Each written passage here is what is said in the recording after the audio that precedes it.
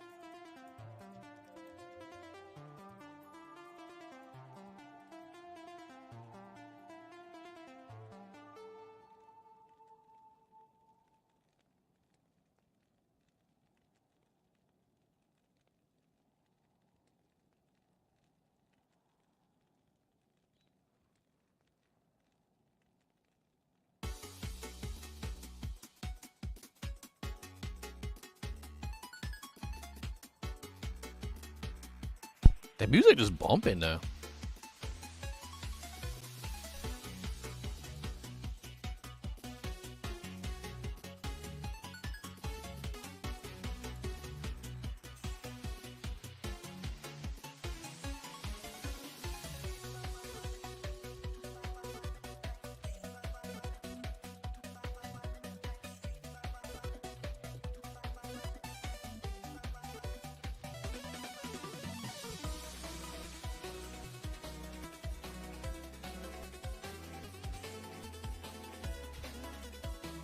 All right, let's do one more.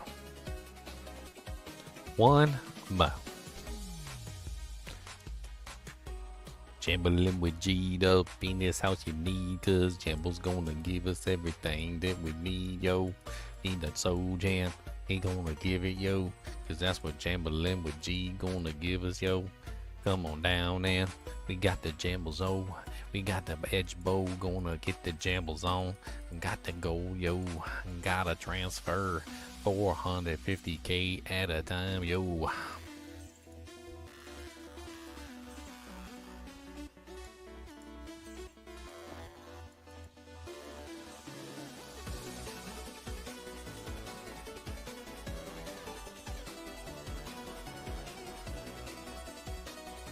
All right. We got all the gold. Let's go jamble. Let's all Joe jamble with G. Jamble, jamble, jamble, Joe jamble with G. We're gonna Joe jamble, the jamble with G. We're gonna Joe jamble with G. We're gonna Joe jamble and jambling with G. We're gonna Joe jambling with G. Then we gonna get everything we need, cause we jambling with Jojo G. Jambo jambo Jojo jambo G yo.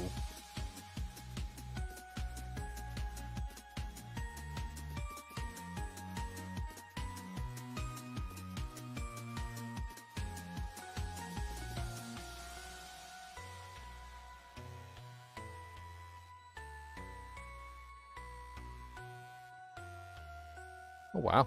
Life leech, 2 reses, attack rating, Nova when struck, solid ring. Absolutely solid. Let's drop that on the ground. I have a feeling we need to do some off-fueling.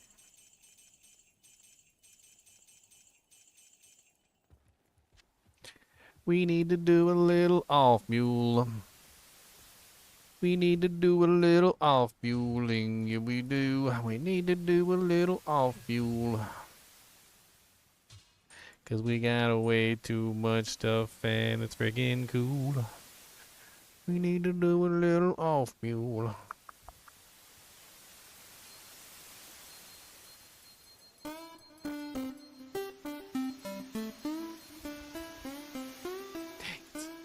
There's not enough space for it. Okay.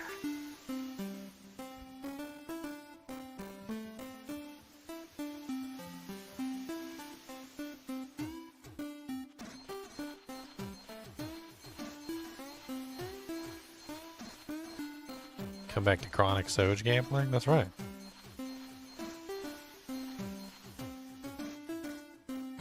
Ain't nothing wrong with a little chronic Soj gambling. Ain't nothing wrong with a little gambling song. We sing our best we can so you can understand the man who spends every penny he's got. All his gold at the gambling G. That's jambling G for me. We're gonna jamble with GDC. And don't tell me that I can't Joe jamble with G friend.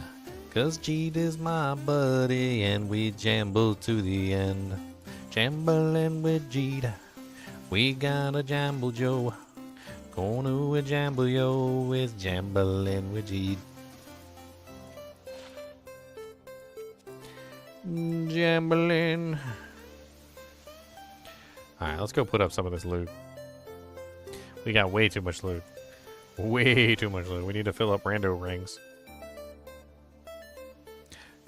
Rando rings. Come on down, it's the rando rings. We got like every single ring, and we got rando rings for days, my friend. OG may not have done us what we needed for us, but he gave us about 1,000 jambled rings. He doesn't care about us, but he likes jambling G'd, yeah. We got them jambling rings, and we can jamble rings. Do do do do do do. Alright. Let's see. Yoop. Boop. Boop. Boop. Boop. Same thing. Boop. Boop. Boop. I gotta OCD these, okay? You guys can't tell me I can't OCD my rings. Alright, this is my God-given right as a crazy person to OCD my rings, and you have no right to tell me that I am not allowed to OCD every single ring in this game. Because that is what I'm going to do, and you can't stop me. There will be much OCDing. Much OCD. I will arrange the rings with the fervent pressure of a monk with nothing better to do in his life. Nothing better to do. I mean, I might have better things to do, but nothing better to do. You cannot explain how nothing better I can do.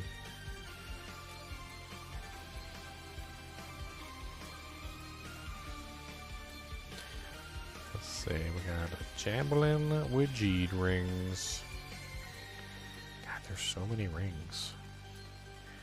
I mean, don't get me wrong, some of these are pretty good rings, but it's a lot of rings. You know? It's just a lot. It's a lot of rings. Gotta keep everything organized. That's too much OCD for me. That's what to do. Gotta keep them all like most people will just throw them in here. They wouldn't even care. Like they wouldn't even care. They wouldn't even care a little bit. They would just throw them in. They would just throw them. Just chuck them in there. They be all tangled and they get like a ring pile and like it's awful. Have I had any trouble with enable respec not working on single player? No, it works just fine. Why? Are you having trouble? Because I haven't had any issue. You got to open it from a special command prompt. Like I have a special shortcut set up on my desktop to do that. I haven't actually done it through the launcher, because the problem is that when you use enable respec, it disables online mode, and I don't like that. So I have a special shortcut specifically for enable respec. I can show it to you if you would like. It is this one right here, I believe. Yes, this is my special shortcut that I have specifically for the enable respec command. As you can see, it's just a regular shortcut. I just put it to my desktop, and then I just typed in a - enable respec, and it works just fine. There's nothing wrong with it. I mean, obviously it's not going to look exactly the same on yours, because your install location may be different than mine, but that's where I have my, that's how I have mine set up right there.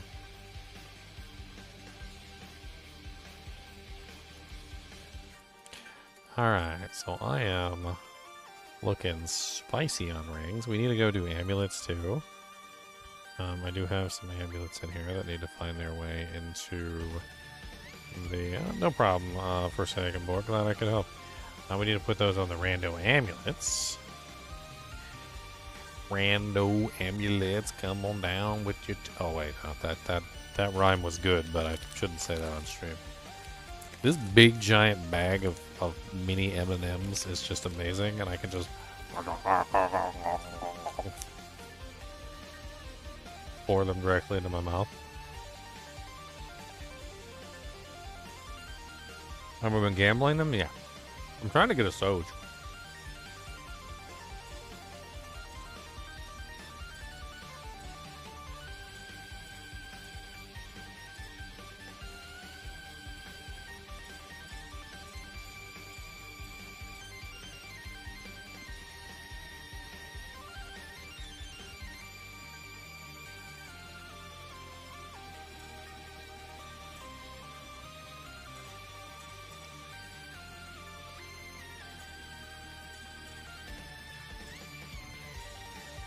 What's your guys' favorite amulet graphic?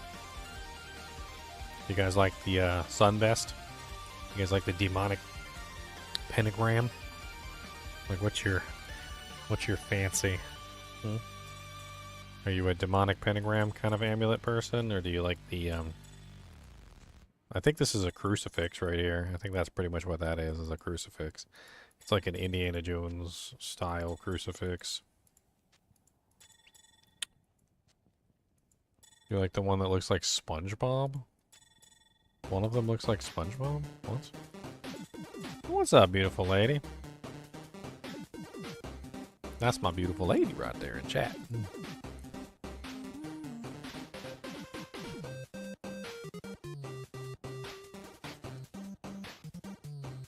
You like the music, babe? What do you think? Got that old school chip tune. What else I got this? Get the demons. Let's get the demons. Sounds like an arcade. Nice. That's exactly how it should sound. Success.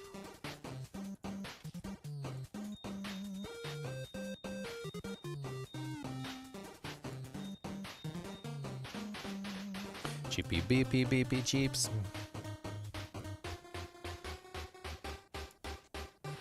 Okay, perfects don't go well.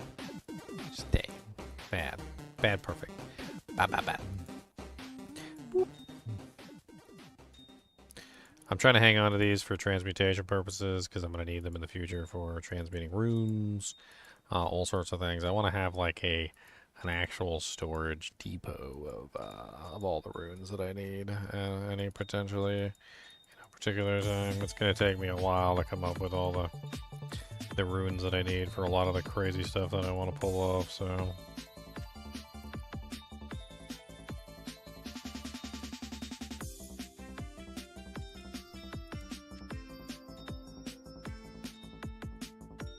Bow, bow, bow, bow, bow, bow, bow. Trying to be as OCD as I can freaking be, cause the OCD won't tell me what to do with my OCD. Cause look at all my shiny gems, and you and me, we got the super shiny gems. Look at all my beautiful shiny gems. I got the shiniest gems in the world. Come on down, we got more.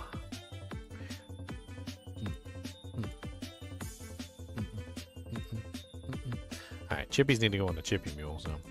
Chippy.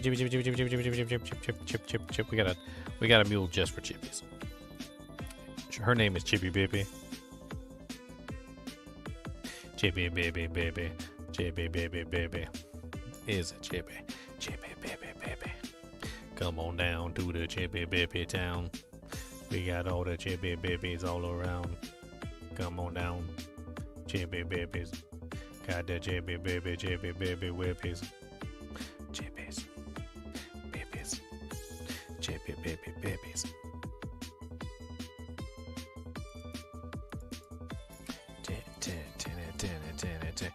Chippy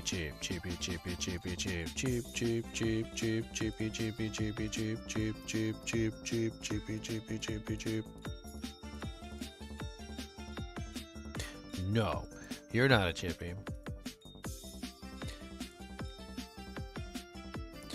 We keep all the chippies. All the chippies we keep. We can arrange them a little bit, but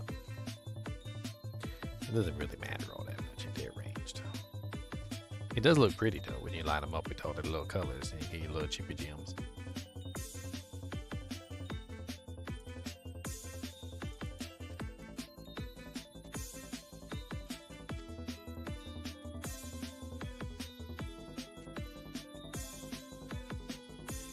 I don't know, Chippy Skulls. Chippy Skulls can go suck it.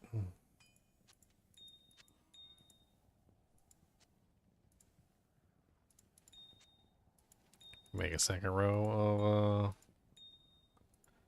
of emeralds. Why not? Make a second row of emeralds. We got a lot of emeralds.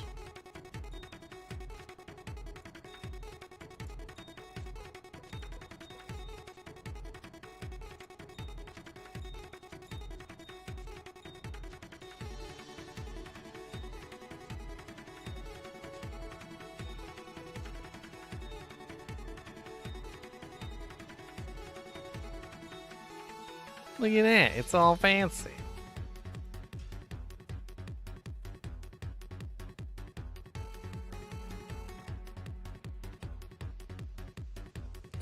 Amethysts. Sort.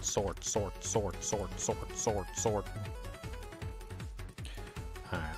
Amethyst. Oh, perfects don't go in there. Perfects do not go this way. Bye.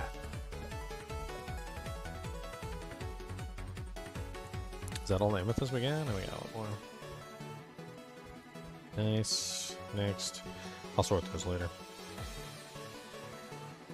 Let's get our topazes.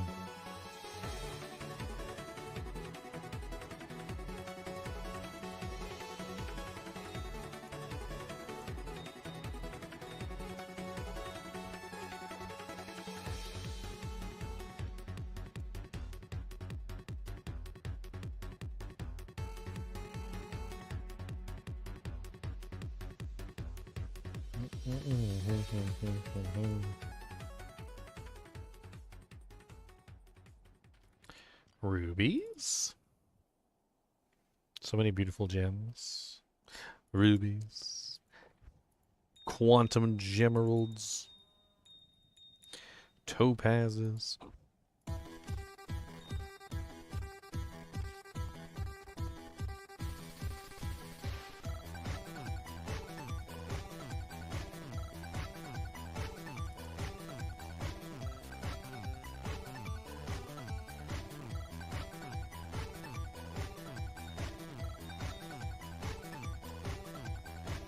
We need sapphires too. Where's our sapphires at?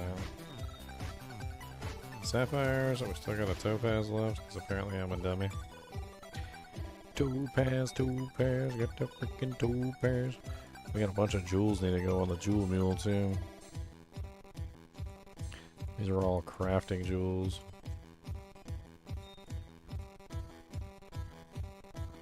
Crafting, yeah. Bunch of crafting jewels. We're gonna hang on these. We're gonna do a big crafting thing at some point. It's gonna take some time to get all the crafting stuff that we need, but I can't believe I found an ethereal rock stopper sallet. That's like super solid for merch. What's up, Kokodo? How's it going?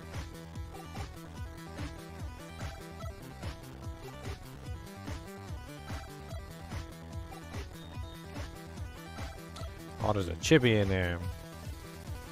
That's rude. Chippies go on Chippy Bippy, you fool. You fool!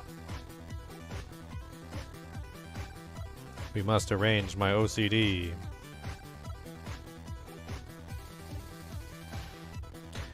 I don't see my sapphires. Where my sapphires go? I need my sapphires. They're blue and they glow.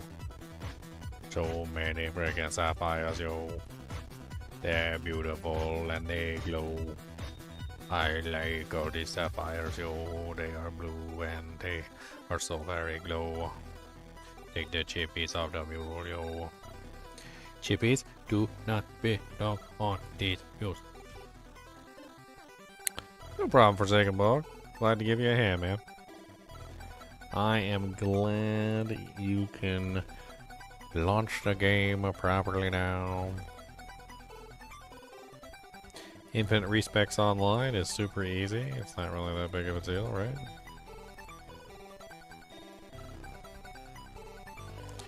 Look at that. Look at that. We're doing so good. We're doing so good. Look, we're doing so good. Look at all our little colors. We got our little ducks in a row. You know how hard it is to get ducks in a row? It's very hard to get ducks in a row. They don't like to be in a row. They don't. They don't like to be in rows. Some people don't know that. They're like, oh man, getting ducks in a row is hard. Like, yeah, it's getting hard. It's hard to get ducks in a row. They don't like it. They don't want to be in a. They don't want to be in a row. They don't like being in rows. They're anti-row.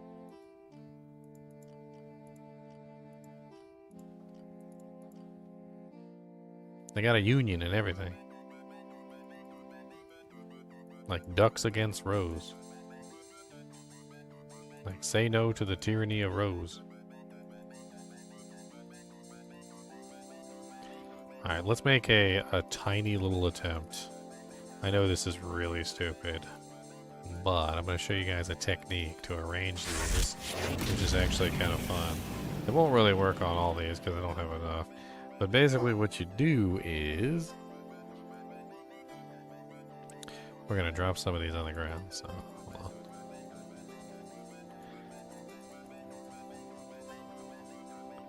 No, we dropped one on the ground that we shouldn't have. Dang it. Why are we so terrible of people? Okay, I think we picked it up. Alright, boom, boom, boom. Beam, beam, beam, beam, beam. Beam, beam, beam, beam, beam, beam, beam, beam, beam, beam, beam, beam. Alright, so we're gonna play a little game and we're gonna color code them. Color coding them is actually kind of stupid. It's completely unnecessary and it has no meaning for these because they actually don't have any like real purpose, but I think it's funny, so we're gonna do it. So we're just gonna take these and we're gonna drop all these on the ground and we're gonna color code all of them.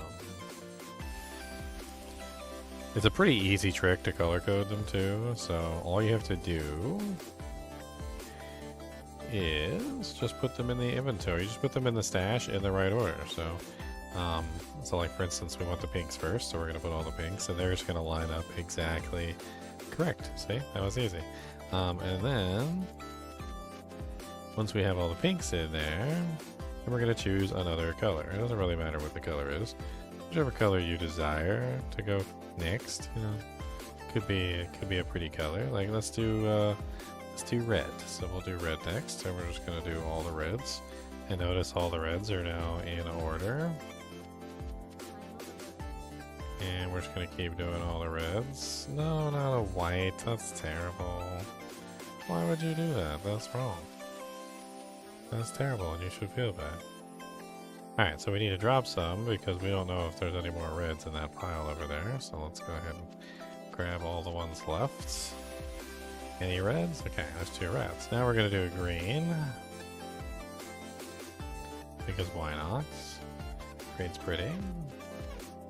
And we have all of them in inventory, so we don't gotta worry about drop anymore. Now we're gonna do blues. Now we're gonna do whites. And then finally oranges. See? OCD'd. We did it. Very OCD'd.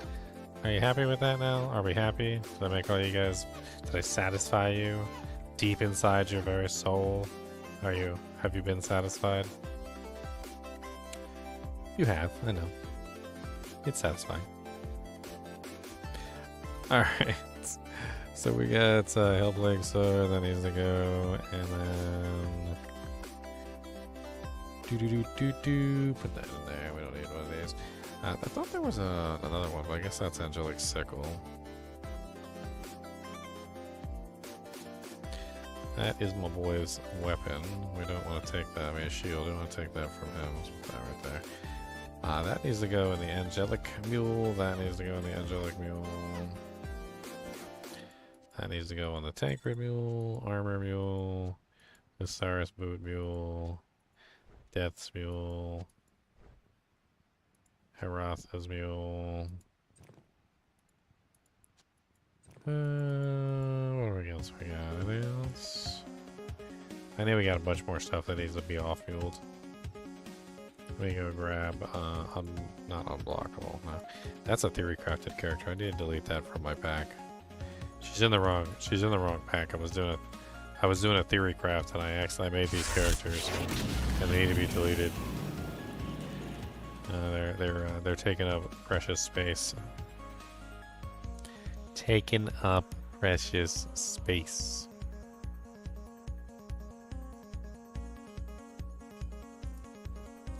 Oh, clap, that needs to go. Saurus, that can go. Go. Do you wanna go? We get out of go. Come on, baby, go.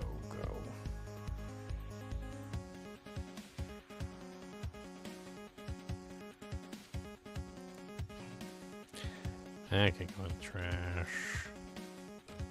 We got 2 Twitch throws in here.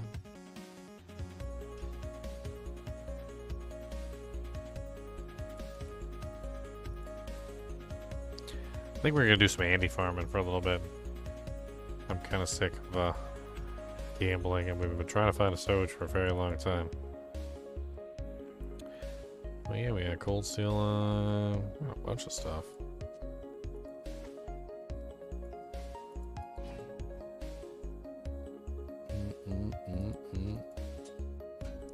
Got a razor's edge.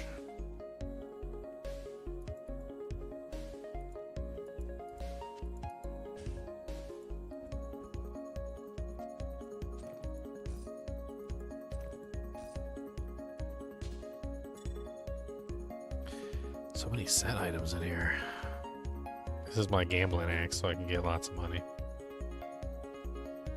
So much free money, yo. I need to put both those Twitch throws on the unique armor mule. Unique armor. They're not needed right now, but I always like to have a Twitch on hand. Oh, we've got 3 Twitches, huh? Honestly, I don't even care.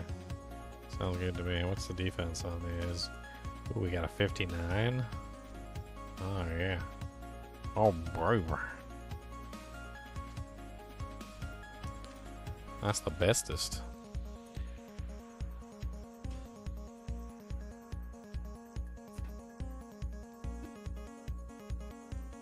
Alright, what else do we get? Sara set. I like to keep multiples of these. Very useful sets.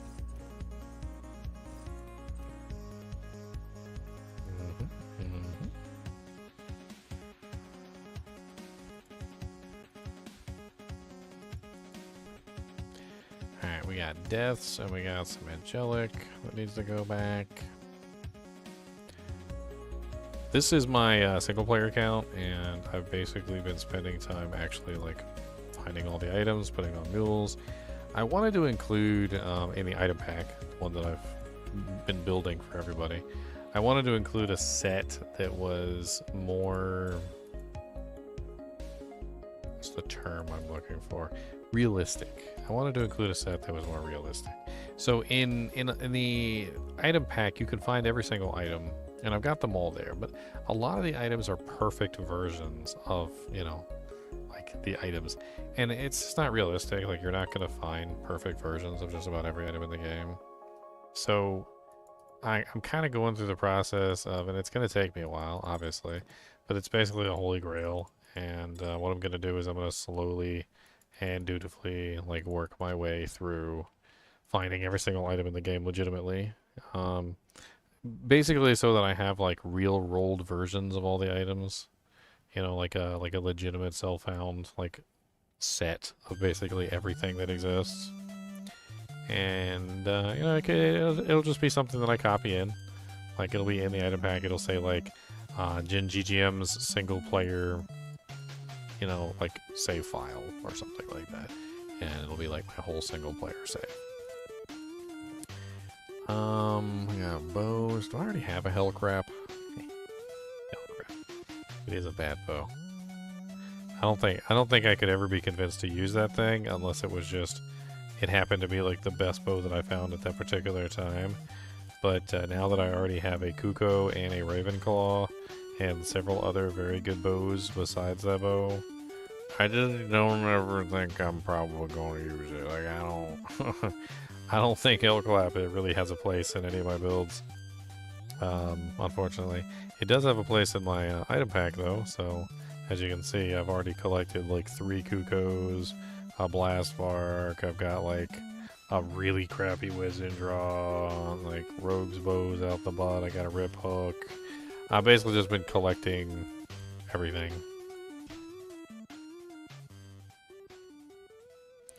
Everything.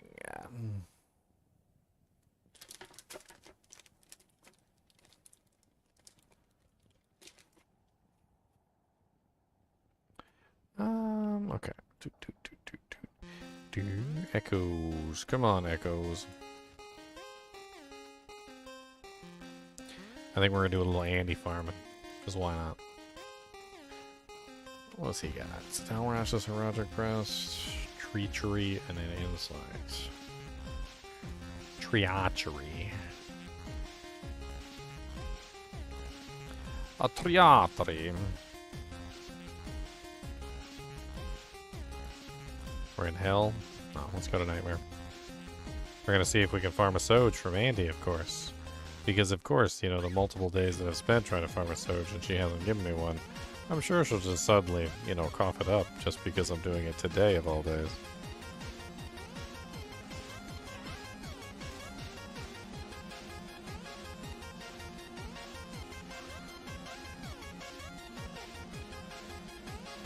Wow, this one's terrible. How freaking big is this thing?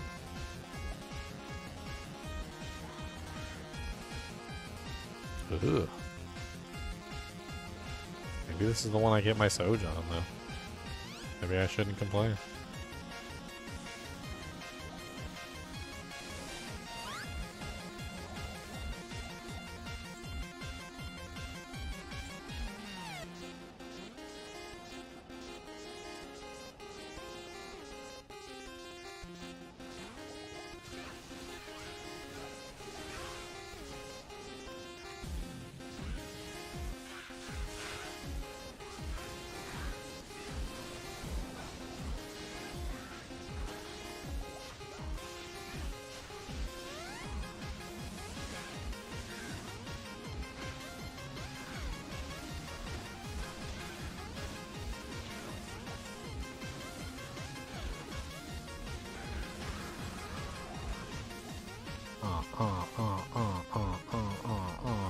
Of course, she doesn't give me one.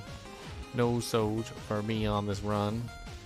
But she's never given me one, so I can't say that I've ever seen one anyway.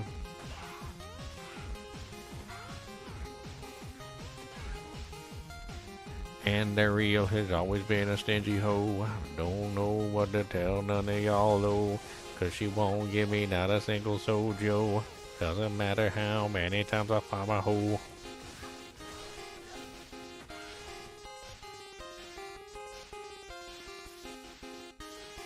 She's not very nice.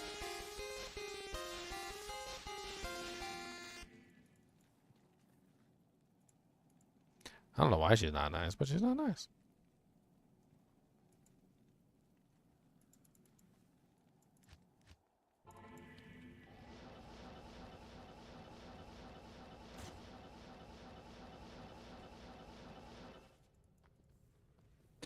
Alright.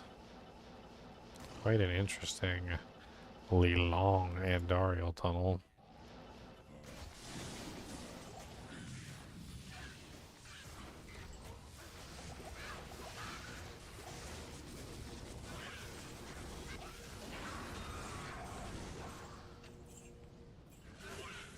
Should drop me a mask and a warhammer. I could have sworn I heard a ring drop too. What the hell was that? It certainly wasn't over here. I guess it was the flawless ruby. I'm just hearing things in my old age. A beautiful ironstone, which I think I already have. We'll hang on to one just because, but it's a terrible item. It really is. What's up, Mikey? How's it going? You excited for Season 5 tomorrow for Diablo 4? Gonna be hopping on to play with us tomorrow. I believe it starts at, like, what, midday or something like that? Season 5 D4 start time. So it starts at 10 a.m. PDT, which is, what is that? 10 a.m. PDT to EST. It's like 1 p.m. Eastern Standard. Yeah, 1 p.m. Eastern Standard. We're trying not to stay up too late, obviously, so we can do our little duty. Wake up, it's easy, wake up. We got a ladder to play with. It.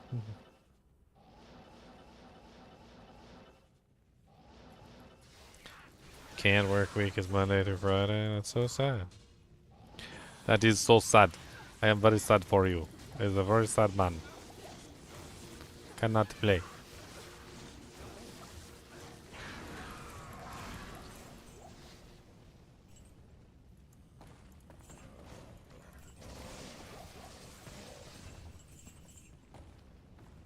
Hmm.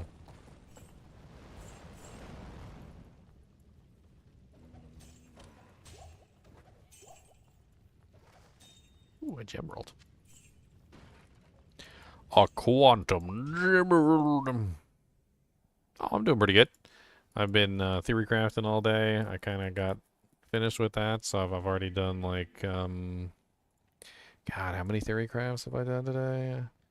Well, I did some yesterday too, but I've got what is that? 1, 2, 3, 4, 5, 6, 7, 8, 9, 10, 11. 11 builds? I theory crafted 11 builds. That's freaking amazing. I didn't think it was 11.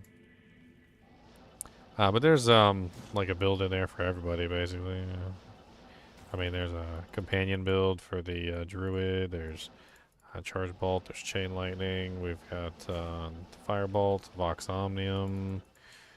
Pretty cool druid build. So I got two. I got two druid builds. One the companion and one is the Earth Spike spam basic, which should be really fun with the new Shard of Verithiel. I'm actually excited to see how that one turns out. I can't carry anymore. Chippy bippy. I don't mind if I do.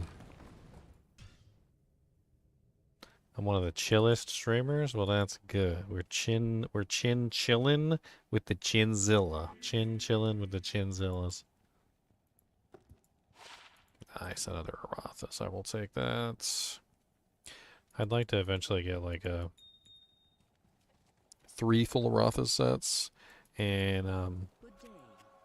I kind of want to get like 3 full Arathis sets, all of them with the helmet socketed, 1 normal, 1 upgraded, and 1 elite. I want to make an elite one too, just for lulz.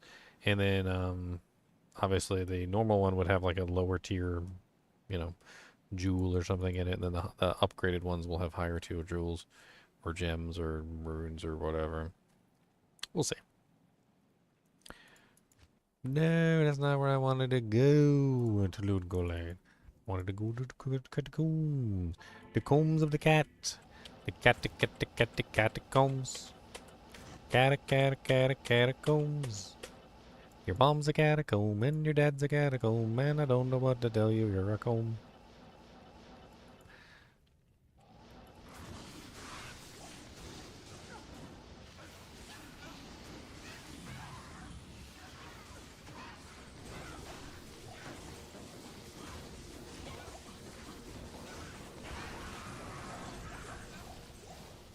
Ooh. Nice drops. I can't carry anymore. I mean, nothing like super duper amazing, but we did get a Night Smoke, which is a very solid low level melee belt. Absolutely great. I love me some Night Smokes. That bow sucks.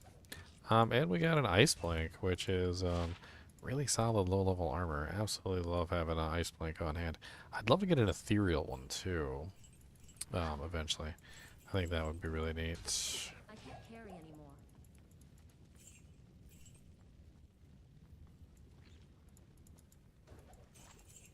Remove your ability to send messages on Wi-Fi. I can't carry anymore. Sounds like they got you on lockdown. They got you on the lockdown. Need to get you a big bag of little mini M&Ms like me. These things are delicious. You guys can't see the bag though. It's like half invisible. Invisible. Probably should take it easy on the mini M&Ms. They're so good.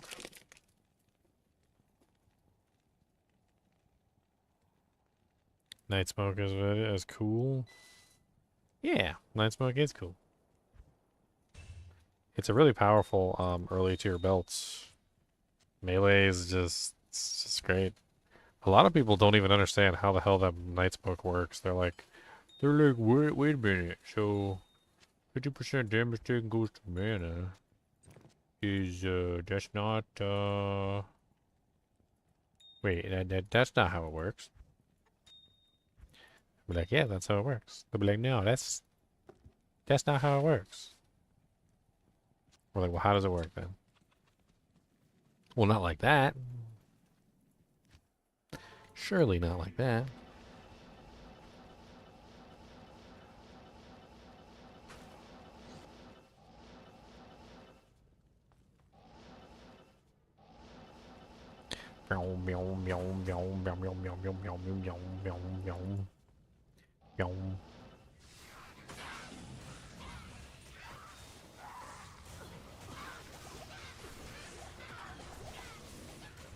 Ow.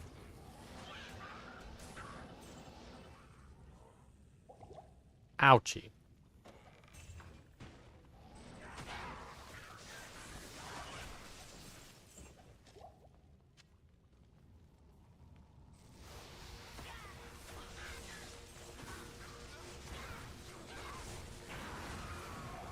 Oh, some more G-Toes? That'd be nice to have a second set so we could upgrade it. I think we already have one. Pretty sure we already have 1,000 Hell Plagues at this point, so... Yeah. Saigon's guard, I think we could probably I can't get a carry second anymore. one of those. I don't see anything wrong with that. Check the chamois. Actually, 10% gold. That's a large. I am Because it's overburdened. 10% is not good for a large. 10% is good for a small. I am overburdened. It is good for a small. What a smell.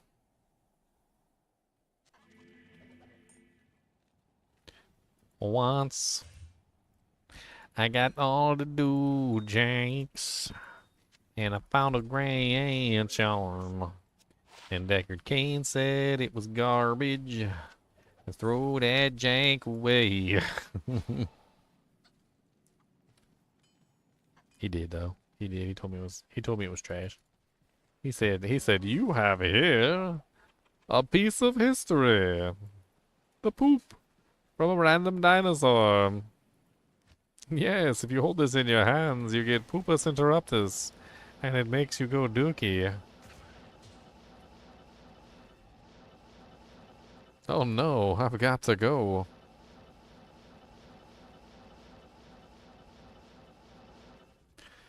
So if you get a low unique rings to drop in a game, what would happen if the same unique drop from Andy? You cannot get the same unique 2 times in the same game. So if you were to force a Nagel and a Mantled Heel to drop from other monsters in the game, then it would be unable to drop from Andy, and she would be forced to drop a Soj if potentially she rolled to drop a unique ring, which you never really know, like, if that happens or not. Oh my goodness, it's a ring! Oh my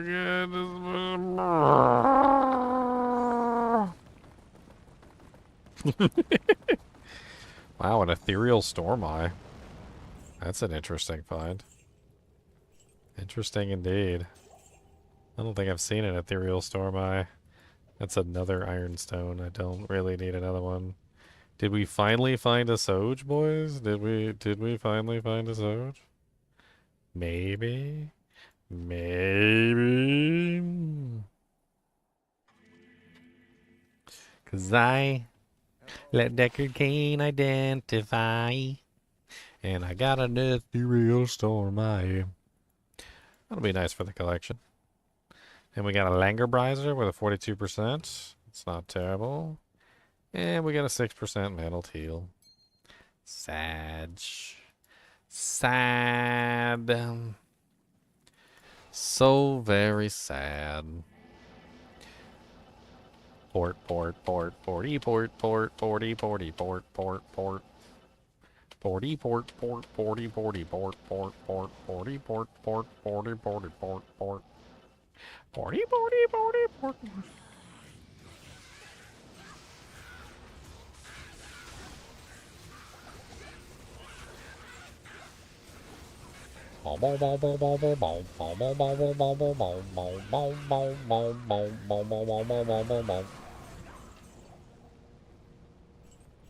We got what, a rattle cage?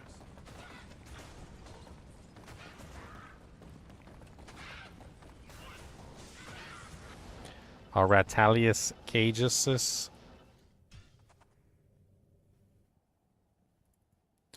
Ratalius.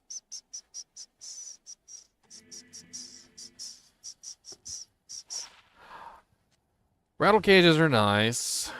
They have purposes. They have their purposes. They're not terrible armors. The hit causes the monster to flee is not always, like, that bad. The beauty of the hit causes monster to flee is it really only works against, like, trash mobs. So, you can actually utilize it as a melee to kill elites really easily, which is really what you need the crushing blow for anyway, is the elites.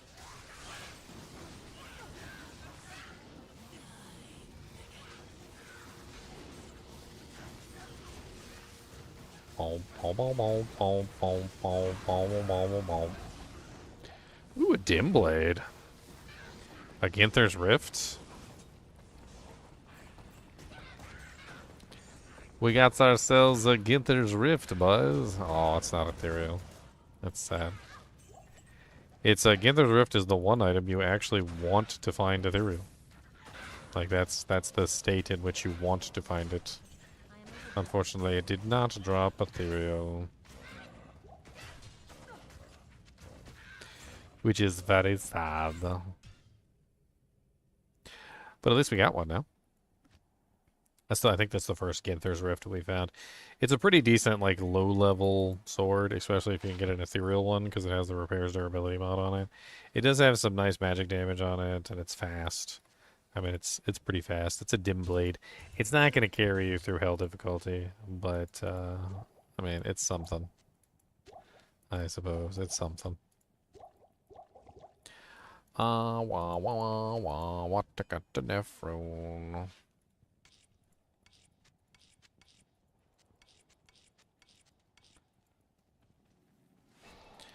Alright, come on. Andy Bandy, I need a soldier. Andy Bandy, give me a soldier.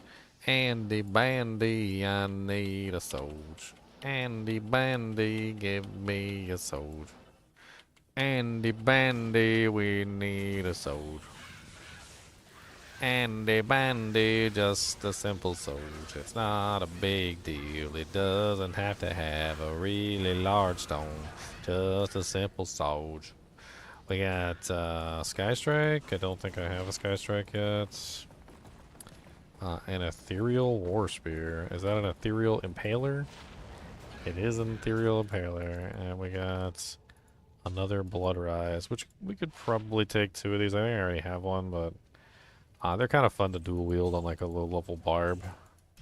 They're not bad little low level barb weapons. So if I do end up doing another Barbarian, that'd be fun. Do like a double wield barb. Beautiful Sky Strike. We're just collecting loot now, boys. Telly, telly, telly, telly, telly, telly, telly, telly, telly, telly, telly, give me the frickin' soldier. Yo, mom, it's a soldier. Yo, dad's a soldier. Yo, granny's a soldier. I might be going crazy. Yo, your mom's a soldier. Yo, dad's a soldier. Yo, granny's a soldier. I might be going crazy. Yo. Yo, dad's a soldier. Yo, mom's a soldier. We literally have like so many Bloodletter Gladiuses. I'm like I already know that this one's garbage and we literally don't need it.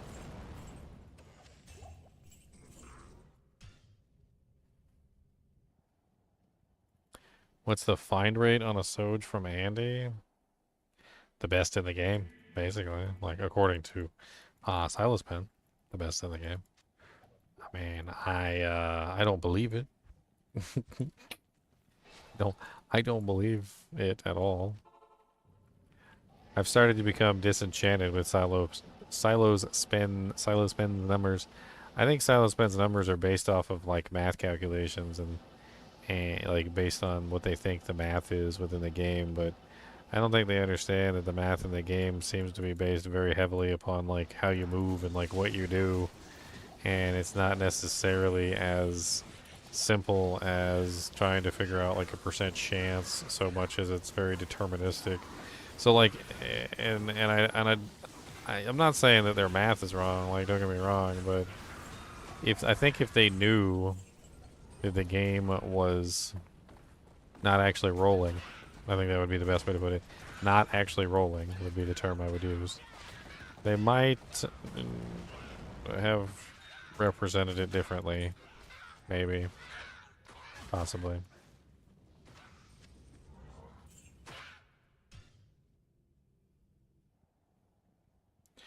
Nightmare Andy never got you lucky? Oh man, Majanofi. You know, she doesn't put out for me either, so it's terrible. So mean. She's so mean to me. I don't know why she's so mean. What did I do? I don't know what I did. I don't know what I did. I don't know what I did. What did I do?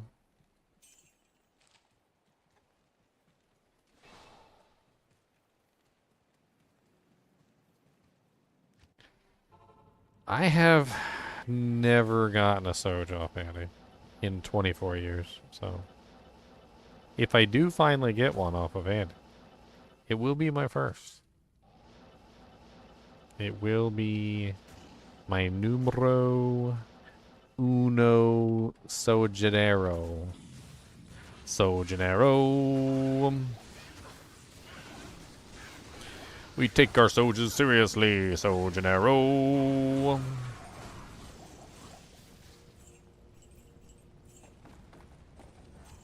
Your mom's a soldier, your dad's a soldier, Sojanero.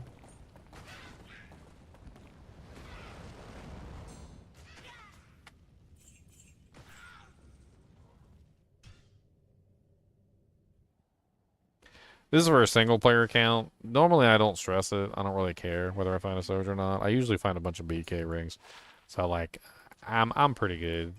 Like for the most part, I think BK rings and Sojas are usually mildly interchangeable. I mean, they're not like exactly the same, obviously. And there's some situations where you would probably prefer the Soj over the BK ring, but they're both pretty good. And I usually end up finding BK rings. I found a large number of BK rings. I've only found 2 Sojas ever in like 24 years, and none of them have been from Andy, so I should probably farm Duriel. He's the one that gave me my last Soj.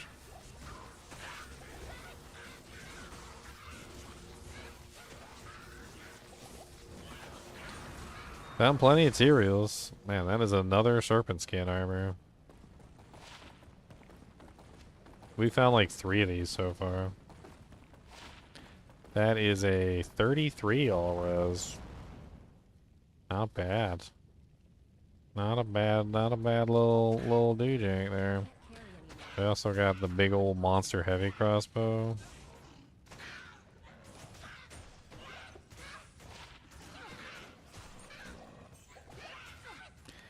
I think I need one more pair of these gloves if I remember correctly. Cause gambling makes me feel good.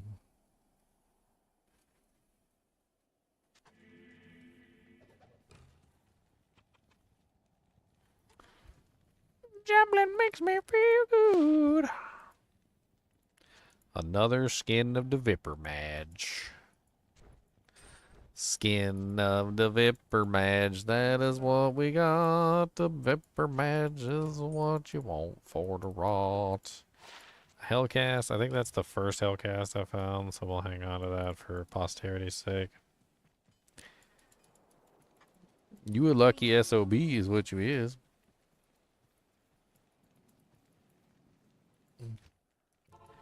Lucky bastards.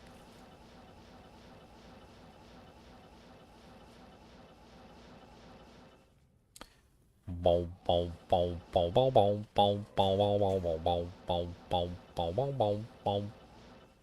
Boom, boom, boom, boom, boom, boom, boom, boom, boom, boom, wow, wow, wow, wow, wow, wow. Bow, wow, wow, wow, wow, wow, wow. I cast my spells.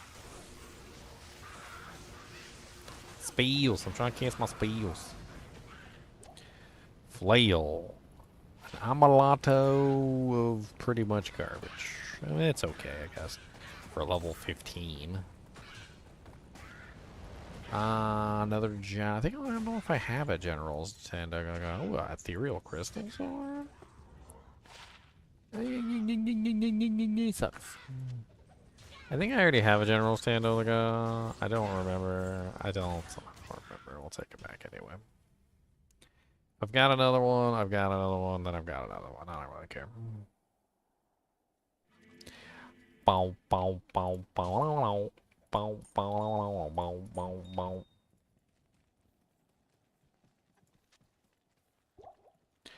Need some HP potions, yo.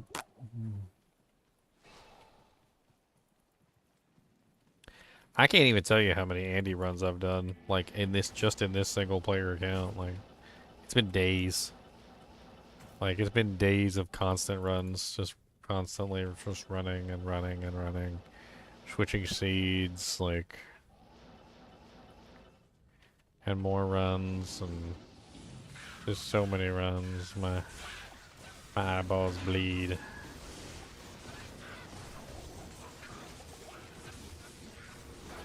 They bleed. Oh, they got my mercenary. That's so rude. An ethereal gold wrap.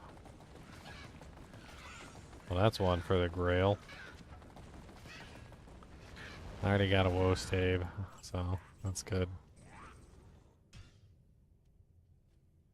She might not be the one if she doesn't want to put a ring on it. If you like it, then you better put a ring on it. If you like it, then you better put a ring on it.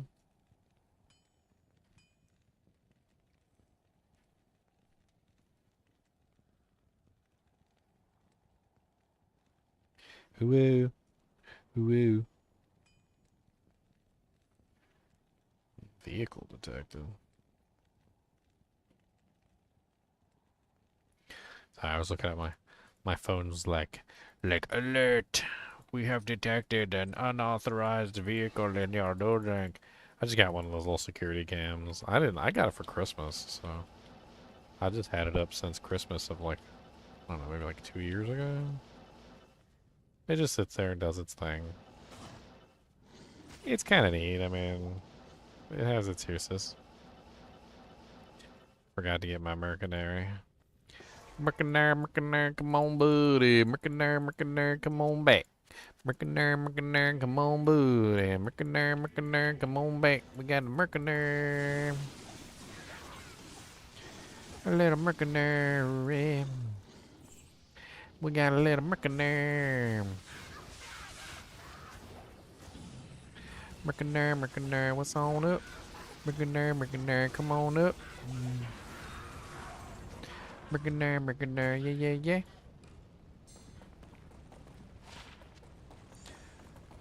Sanders one. Could these be Arathos? Arathos, we'll keep the Arathos.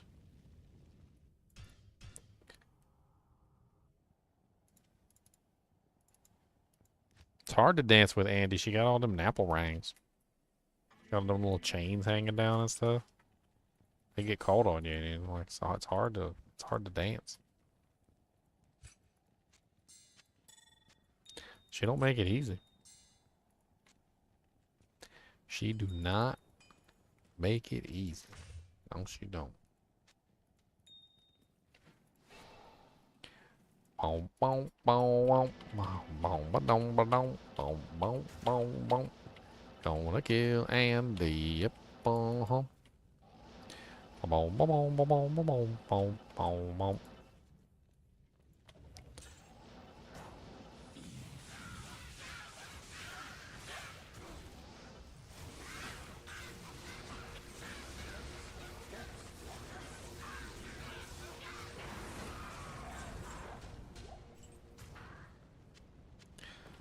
glaive. It might be interesting. I think pretty much everything else there is garbage.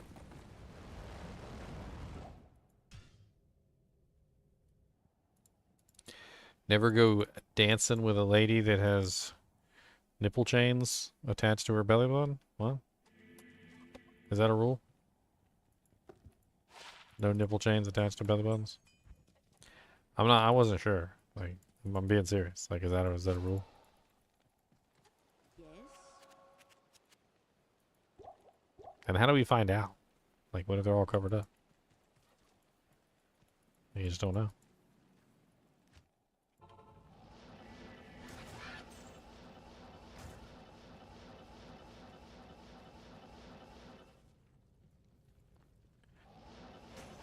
Alright, guys. Alright, this is a question just for the guys, alright? If a girl ever tells you, sorry, if a woman ever tells you that she's got nipple piercings, what is the correct answer to this statement? Okay? The correct answer is always, alright, say it with me, I don't believe you. That's what you say. You say, I don't believe you. Prove it. That's what you do, boys. That's what you do. I don't believe you. Prove it.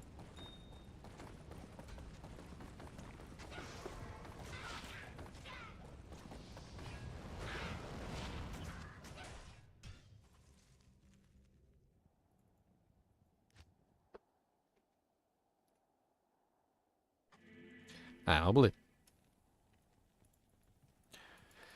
I read it wrong. Oh, boy. Nope. Whatever. I tell the fibs. That's lies. Lies, lies, lies.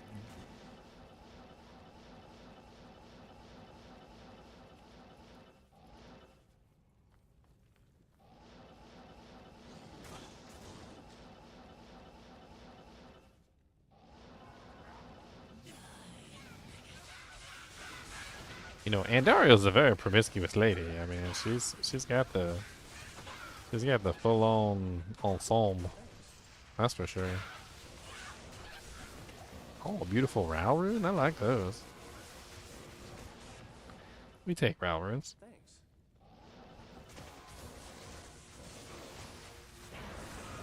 Trying to save my mercenary's life over here. Oh, she dropped me a ring, but I don't think it's red. It's not a unique ring. Oh, that's so rude. That's so rude.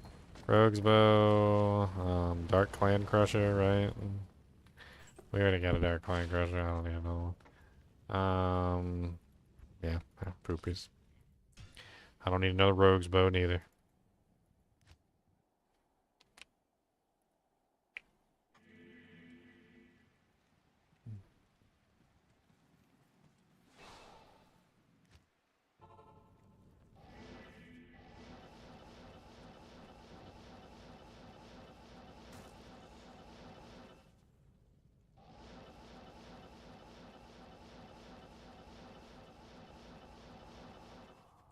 Oh, cata freaking cones. Wow, like 3 health potions popped out of that tomb. That guy was really healthy. Like, see, now I'm like growing a head, like a head cannon in my brain is growing. That like when I clicked on that tomb and like 3 health potions popped out, like his son, who wasn't really all that bright, who's maybe only like 10 or 11 years old, his dad died or his mom died, and like he goes down to the temple. He saves up all his money and he buys a super healing potion because he thinks it's going to bring his family back to life. And he brings it down and he gives it to his mom or his dad that's in the tomb. And then he goes back up and they still don't come back. And so he saves up enough money for another super healing potion and he brings it down and he puts it in the tomb. And he does this repeatedly over and over again. And then one day I click on the tomb and like 17 healing potions pop out. And I'm like, holy Jesus, 17 healing potions. Little do I know that, like, little Timmy, who was like 12 years old or 11 years old, just didn't quite understand that his parents were dead and, like, kept bringing down healing potions. That's right. I just thought up that entire story, okay, just for seeing the potions pop out of the thing. All right, that's... You guys shush. You guys wish you had an imagination like mine. Poor little Timmy. Poor, poor little Timmy. Such a sad, unfortunate soul. I already have a peasant crown. I've got like 3 peasant crowns. I don't need another peasant crown. I do not need another peasant crown.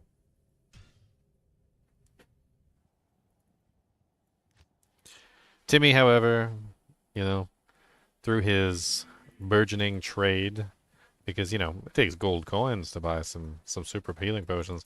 He was able to, through the process of struggling and foraging for money and trying to find himself enough gold to buy those healing potions, he eventually learned the trade and tricks of jambling. And once he jambled with Jeed, he was able to overcome his poverty and become quite rich. Eventually, he did learn. Timmy did learn that his parents were gone, and he felt foolish for buying those super healing potions and bringing them down. But he didn't have the heart to go back down to his parents and take the healing potions that he had brought for them, so he left them for them as a memento of a time when he was younger and more foolish.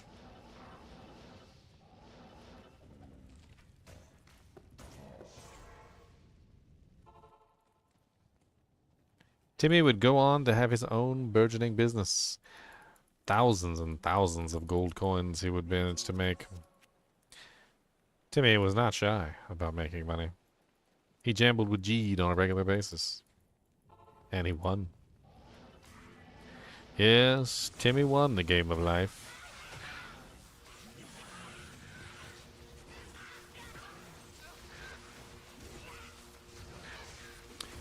One day he would take his mass fortunes, money that he had amassed across decades, and with that money he contacted a skinny, pale man with long white hair. This man had a certain set of skills that Timmy wanted. He realized that bringing the health potions to his parents was naive at best. But magics did exist within the world that could resurrect them from the dead. And with Timmy's mass fortune and all of it gone, he paid the Necromancer to resurrect his mother and father.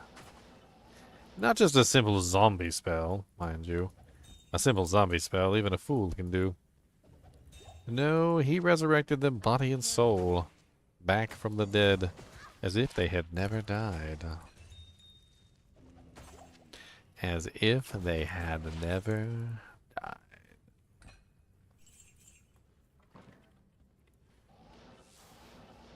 Timmy and his family lived happily ever after. For you see, his father had stored away a large cache of gold that he had never told Timmy about. Unfortunately, due to their abrupt death, he had never had a chance to share it with his son. And now that his father and mother were back alive again, Timmy could share in the wealth and the glee of being a family again.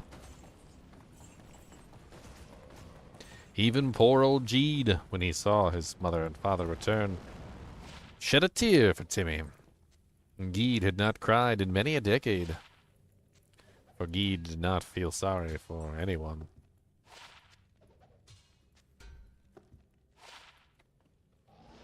He was actually just sad about all the gold he lost. I can't carry anymore. I can't.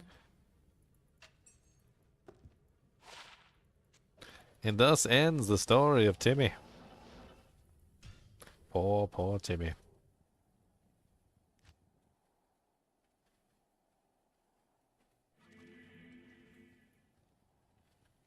Timmy the Tim Tim. I don't know if we need that Avengers guard. I think the other ones we have are better.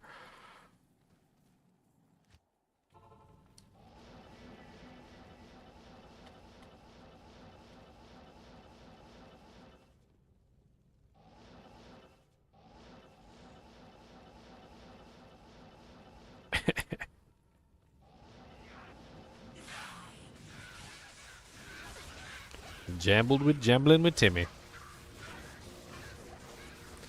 Or as Mr. Llama would call him, Jimmy.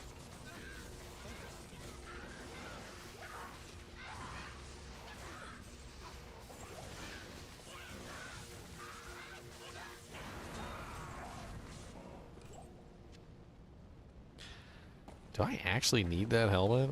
I don't, I don't, I don't. Can't remember if I already have that helmet for the sets. I just don't remember. That's right, jambled. Radioactive goat man, jambled. Jambled indeed. I wonder how many people come in here and they hear me say jambled with Jeed and they actually think I'm being serious. And they're like, did he say jambled with Jeed? I think that boy might be crazy. We're gonna have to put him in an insane asylum. He going insane in the membrane.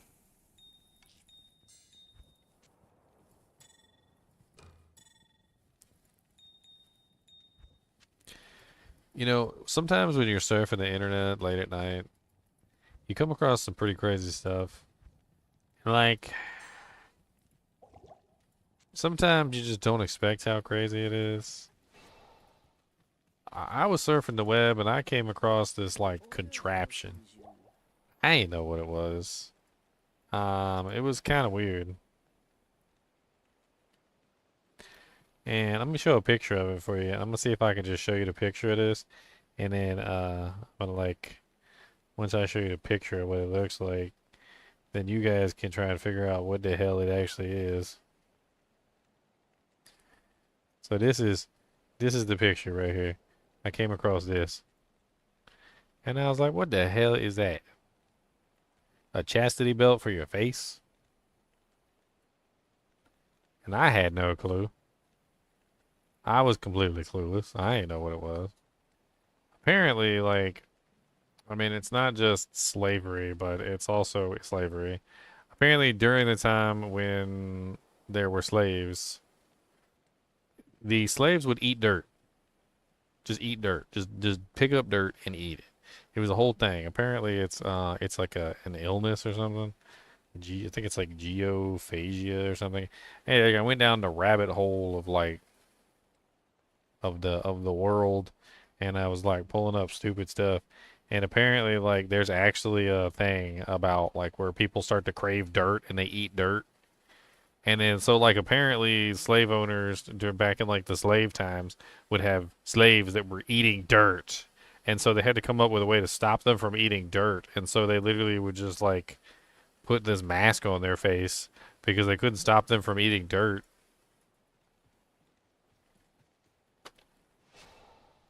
And now you know. Now you know that there is a mask that specifically covers your face to prevent you from eating dirt. Congratulations. Now you have that little bit of knowledge inside of you, just like I have that little bit of knowledge inside of me. I have now shared this crazy knowledge with you. And later you'll be telling somebody else about this and they won't believe you and you'll have to pull up a picture of it on the internet.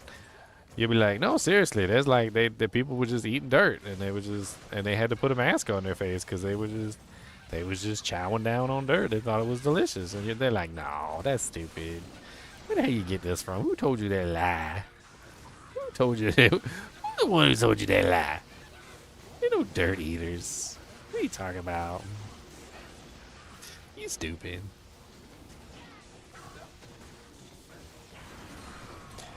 Oh, she dropped me two set rings. That is so rude. That is the rudest. She could have done me better than that. That's just dirty. She did me dirty. She done me dirty.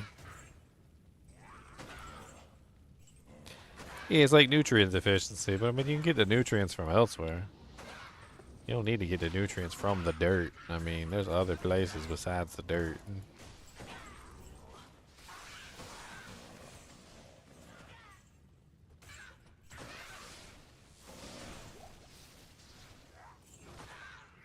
Dirt, dirty dirt, dirty, dirty dirt.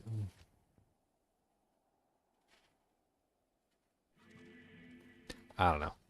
I just saw the mask. That's all I'm saying. I saw the mask and I was like, what the hell is the medieval warfare craziness is that thing?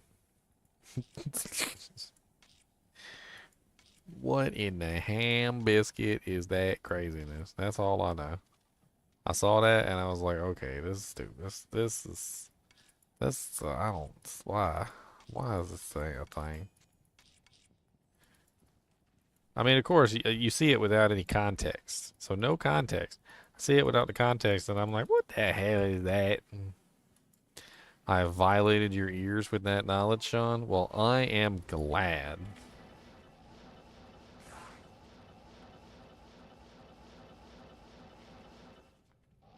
I don't know what's so like extremely ridiculous about it. It just seems so ridiculous. Like the you see the mask and then you look it up and they're like, yeah, this is to prevent people from eating dirt, and you're like, wait a minute. You're like, okay, so a human is eating dirt. Okay, all right, but you tell them to stop and they won't do it. You're like, please stop eating dirt, and they're like, no. And then they continue to eat dirt anyway. And then you're like, can you please stop eating dirt? I would really appreciate it if you would stop eating dirt.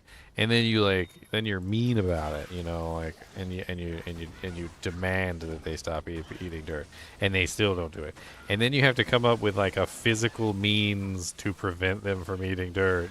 And that's what makes me laugh about the mask. I'm like, the whole mask is just the physical embodiment of the fact that someone had to try to stop that. Like, it was just silly, kind of silly.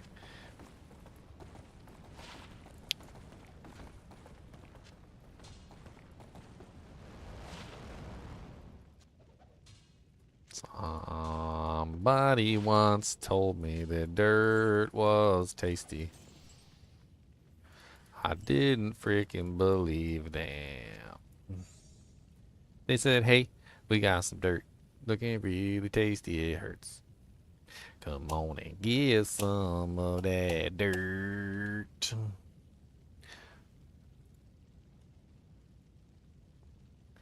Plan to do the call on August 9th at approximately 7 p.m. EST. August 9th.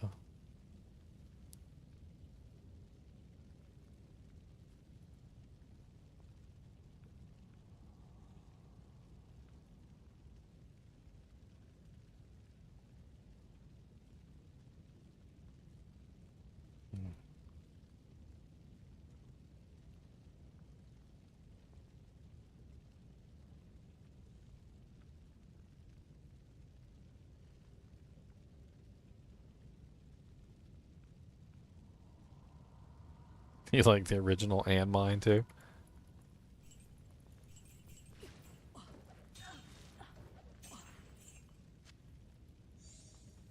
Because I didn't eat dirt freaking for fun. I ate that dirt because it was good, son. So much to eat, so much dirt to eat. The whole planet's made of freaking dirt. I gotta eat all that dirt. Yum. Dirt looking really rich. Yo. Hey now, got some dirt now. Gonna eat all that dirt.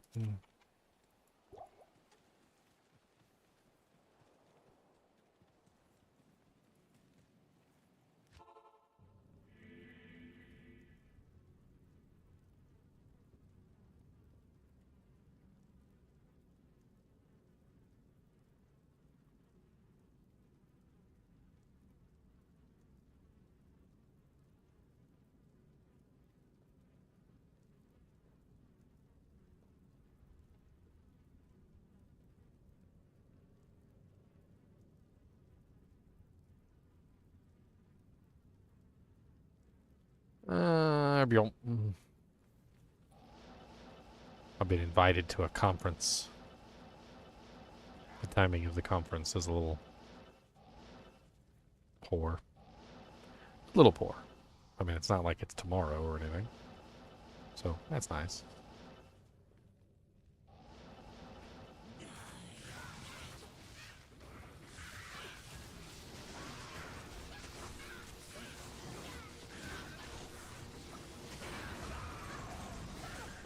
Oh, wow.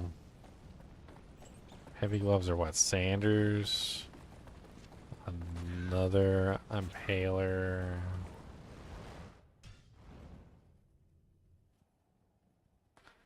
Drinking out of mud puddles. Can't say I ever did that.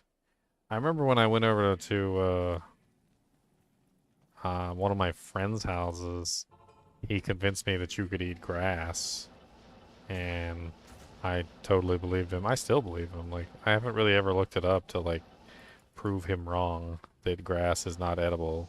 I mean, I guess technically you can eat the grass. I don't know if it's harmful to you, but I ate some grass. It was, man, I wouldn't say it was good. It was grass. I don't even know what type of grass. Does that matter for the flavor profile?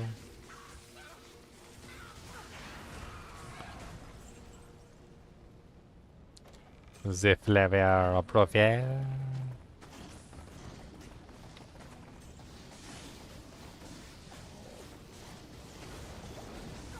Get some free potions from the possessed.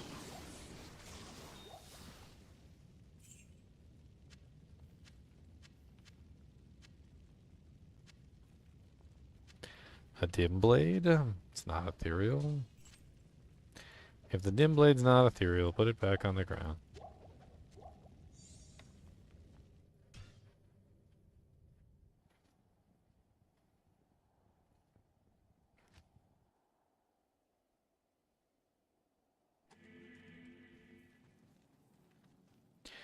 I mean, grass is mostly indigestible because it's cellulose, which is pretty much not digestible by humans.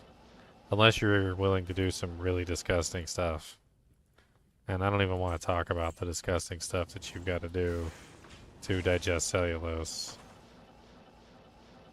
Let's just say that there's plenty of animals in nature that employ these methods to digest cellulose. They're called refectors. And refectors specifically have a way of allowing them to digest grass. I mean, cellulose. I know there's parts of it that you can digest anyway, though. Like, I can't carry anymore. do I have a Suburb shield yet? I don't know if I do. I wasn't thinking about the two stomach method, but, you know, like, that's one way. Basically, anybody can digest cellulose. You just have to be brave enough and possibly stupid enough to achieve that goal, and it could potentially lead to your death. I don't know. But I think it's literally possible for anybody to digest cellulose. It's just a matter of how stupid are you. Hello.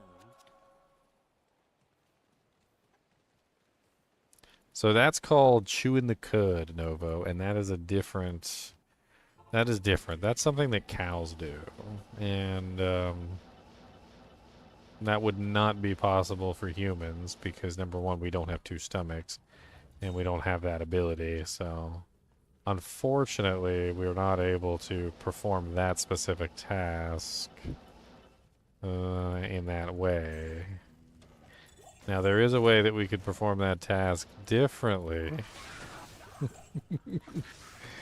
It's gross and disgusting, and I dare not say it on stream because it's really gross. But let's just say that you just pull that hot one right out of the pipe and you just choke it down.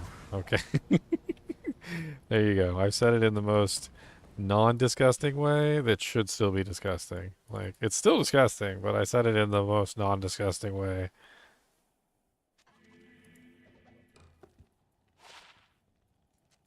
No, not regurgitation. I can't carry anymore. That's too easy. Not here.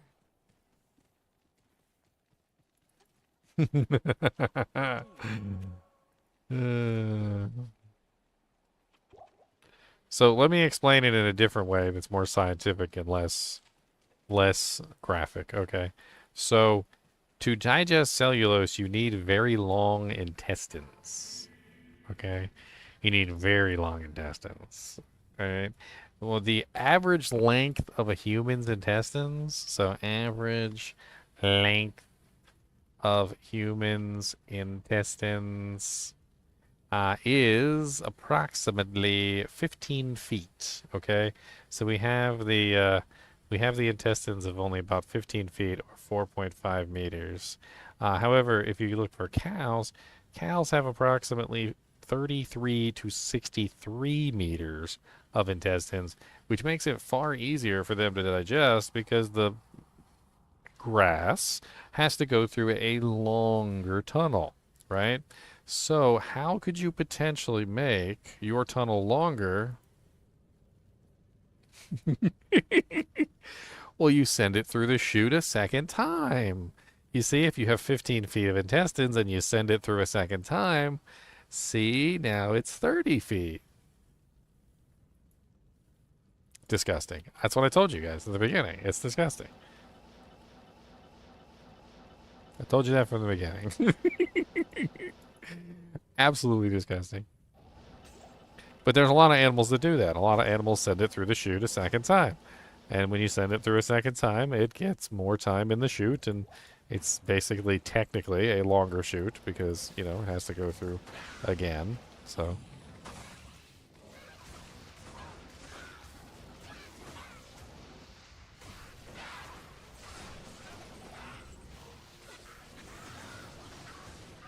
you think you'll finish dinner later? No, it's got to go in hot.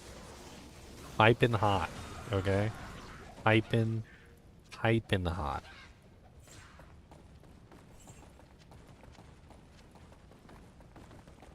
Now, I see the chinchillas do it all the time. Chinchillas are part of that family of refactors. They pull it right out. They'll just pull it right out, hot off the presses, and they just right back down. Grosses me out.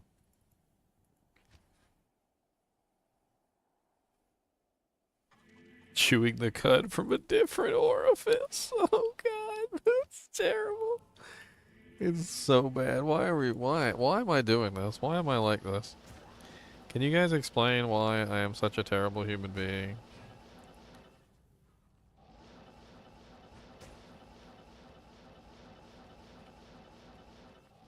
Can you guys explain? I don't know if you guys can explain. I don't think anybody can explain the ginger. No one can explain the ginger. The gingivitis.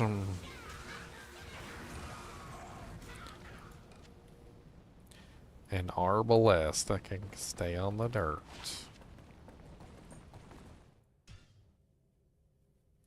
You enabled me? What did you enable? There's enabling? You got some enablers? What got here? Bunch of candy.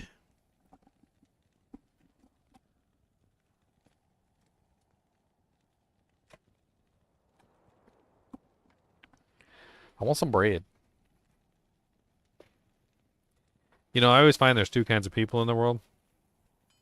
There's people who can get grossed out just by talking about something, and there's people who get grossed out about actually seeing the thing. Like I am the latter instead of the former. Like you won't be able to gross me out just by talking about something. Like it's basically impossible. You can't just explain to me how gross something is, and I'll just like lose my lunch. But I know that there are people out there like that who literally cannot like separate out reality and fiction. So you could explain something to somebody as the most disgusting thing that you've ever seen, like like telling them in detail about how disgusting it was, and literally they'll gag and they almost vomit just from you talking about the thing. And I've never been that kind of a person. Like you're not gonna get any kind of reaction out of me just by talking about something disgusting. Now, if you show me something disgusting, that is a completely different. That is a completely different topic. Okay, that is you now. Now you've entered the realm of like potentially affecting me.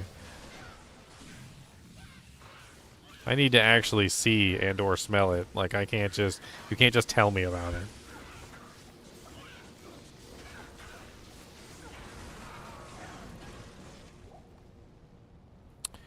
Wow.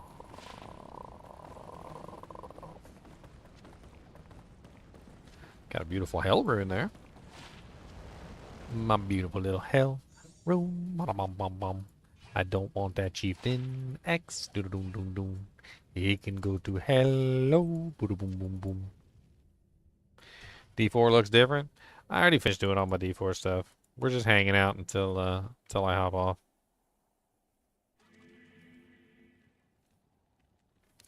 And I got some beautiful bread, and I got some bottoms and bread. Nothing like some good bread and some good bottoms.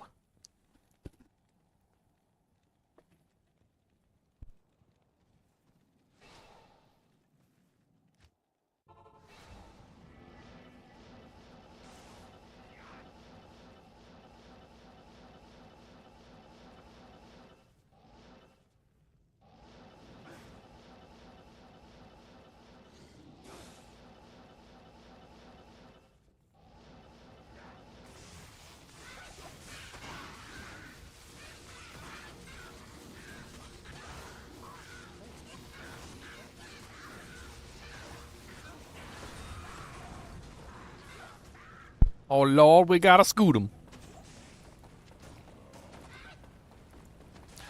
We got to scoot 'em. Bada bum bum bum. A lovely little scoot 'em. Bada bum bum bum. A lovely little scoot 'em. Bada bum bum bum. I actually used that on one of my builds. It was pretty nice. Free tornadoes. It's a tornado proc item. It has tornado and it has blizzard. It's not exactly the best thing in the world, but it's free blizzards. I mean, it's free tornadoes, which I used to my advantage on that particular class, so that was nice. I am filling up my inventory so fast.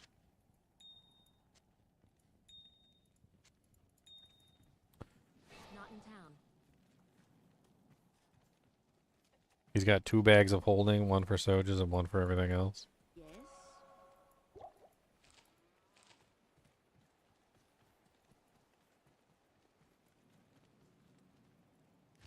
Besides, you guys can hardly blame me for getting a little D2 in before we start on the D4 season. Because once we start on the D4 season, we're not coming back to D2 for a little while. I'm going to be having a lot of fun theory crafting and making all sorts of builds on D4. And eventually, I'm actually going to be making all the unique item videos. So I was waiting on them to do this update. They were talking about this big update where they were going to change all the unique items. And it had been a while. So I had been waiting on them to make this stupid update, and they finally did it. So now that they finally have updated all the unique items, I'm going to be working on getting all the unique item videos out for you guys, for all the new unique items and more. I wish there was a Soj in D4 Season 5. That would be great. Do not joke, for I shall find the Soj goes inside my mind. A little crack inside my facade. My mind is breaking. Breaking with the rod.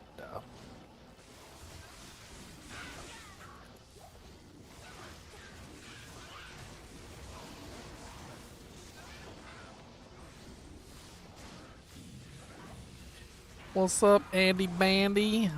Did you drop me a Tal Rosh's education? No, of course not. A Vitalis Snare.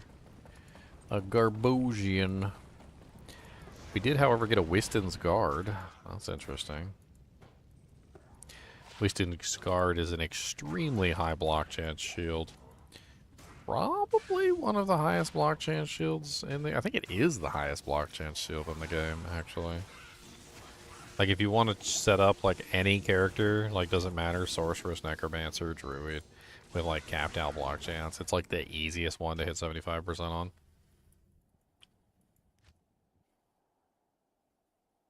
What stats would go on a D4 Soj?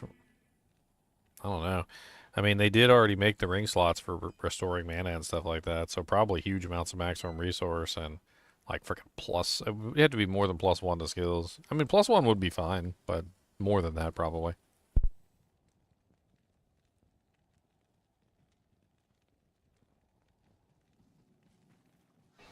town.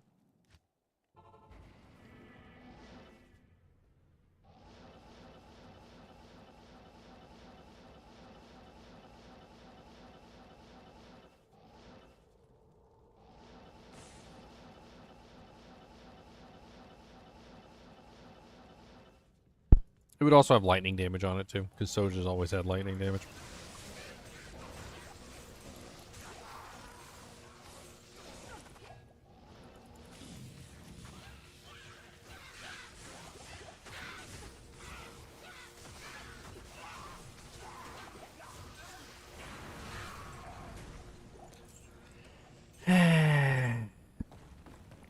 She give me a lot of nothing. I don't know what's wrong thing. She give me a lot of nothing. She's a very mean. She give me a lot of nothing. I don't know what to do with her cause she's a meanie and give me a lot of nothing. Nothing. She be giving me nothing. Good day. Good to see you.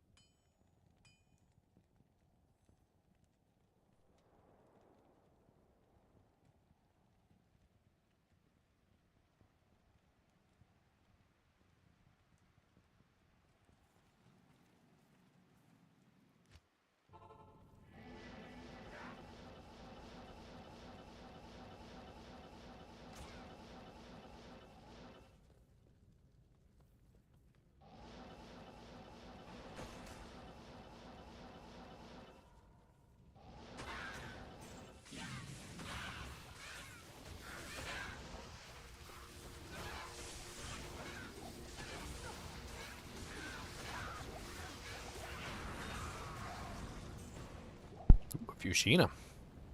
Is it ethereal? Ethereal Fushina is a solid merc weapon. If it's ethereal. It's probably not. Boo. It's a regular one. We can check it against ours to see if it's better. Could be better damage than the one that we're currently running.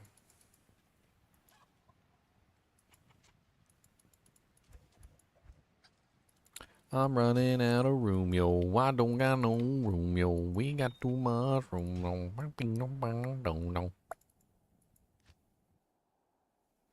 Is that my charge ball circ for tomorrow? This is my charge ball sorceress, actually. Actually, what she is. She totally is a charge bolt sorceress. She's charge bolt, chain lightning. She's actually a combo pack. Sparky, sparky, sparky. Sparky, sparky, sparky, sparky, sparky, sparky, sparky.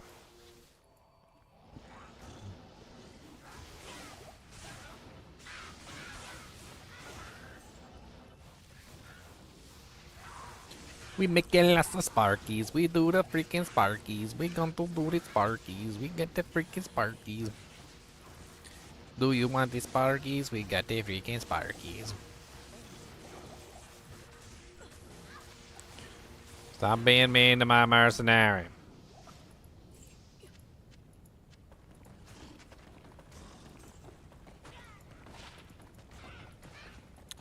Hawkhelm.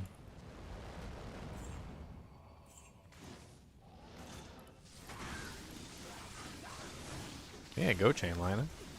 Go chain lightning, go chain lightning, go chain lightning, go.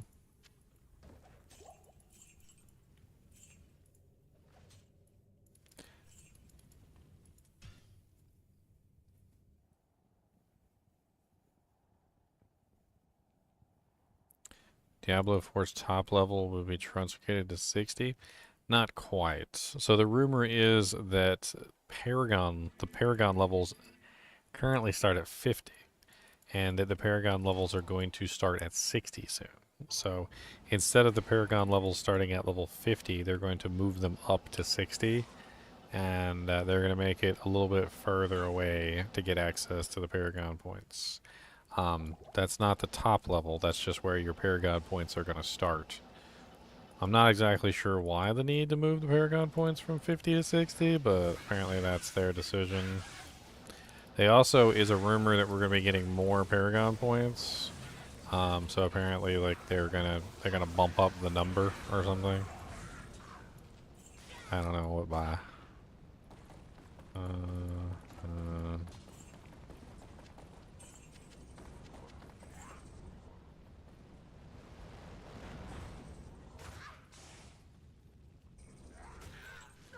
Superior light plate, huh? 7% enhanced.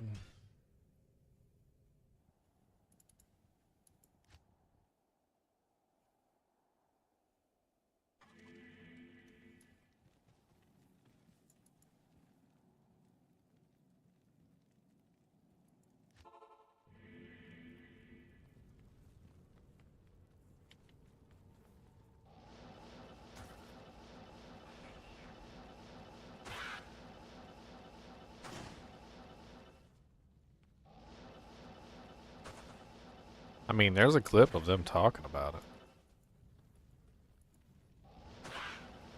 The devs.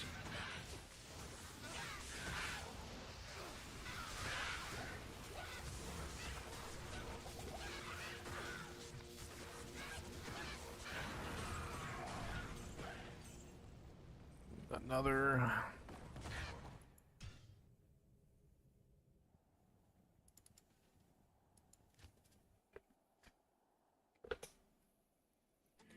Paragon levels. Paragons. I don't really like Paragon level stuff, but I mean, it's already in the game anyway, so.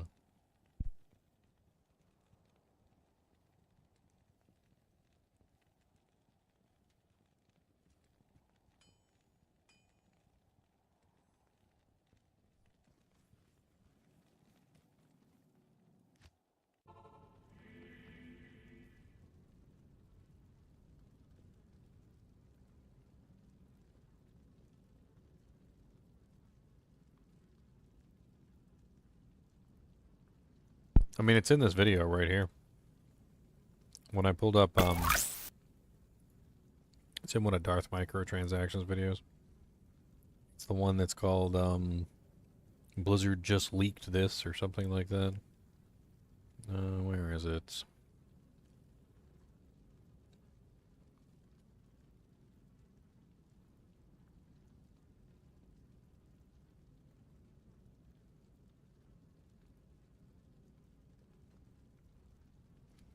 Where is it?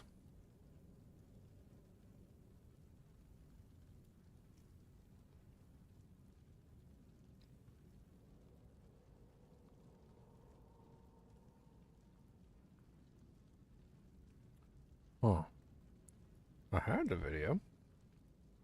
And now I don't.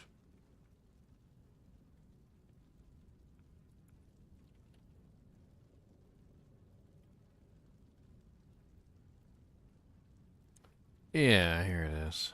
This is Got a lot of. Oh god, so loud. So the leak is right here. This is what everybody's basing their stuff on right here. Alright, you guys ready? It's really low, so I'm gonna turn it up loud. Which direction should we speculate? Paragon level 60. We saw during the playtest Paragon and logs at level 60. Does this mean that we're gonna have in total more levels? So how it's gonna work? I think you've traditionally seen in Diablo games that when we do an expansion, the level cap goes up. We haven't like expressly said that, and we're not talking about that today, but something that maybe can expect. I think what we will say is that stay tuned for more of our coverage and announcements and things. All will be revealed as we can. I tried. Okay. So, I mean, basically what they asked was is if the level cap was going to go up, and he specifically answered, you know, traditionally when you get an expansion, yes, the level cap goes up, but he refused to basically comment on, like, any of the details.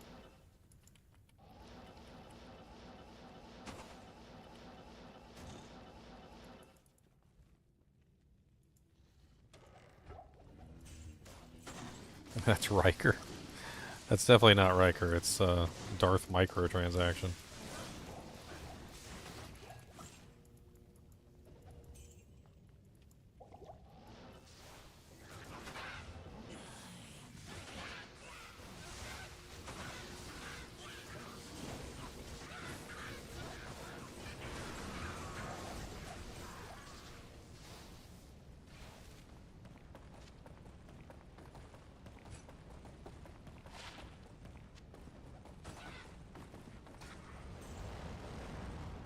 Oh, the link you put in?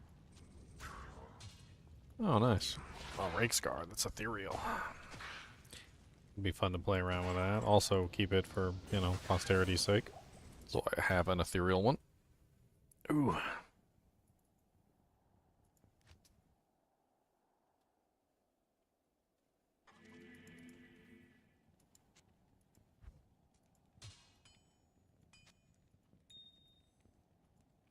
I mean, whatever way they do it, it's probably going to be a level cap increase. That would be my guess.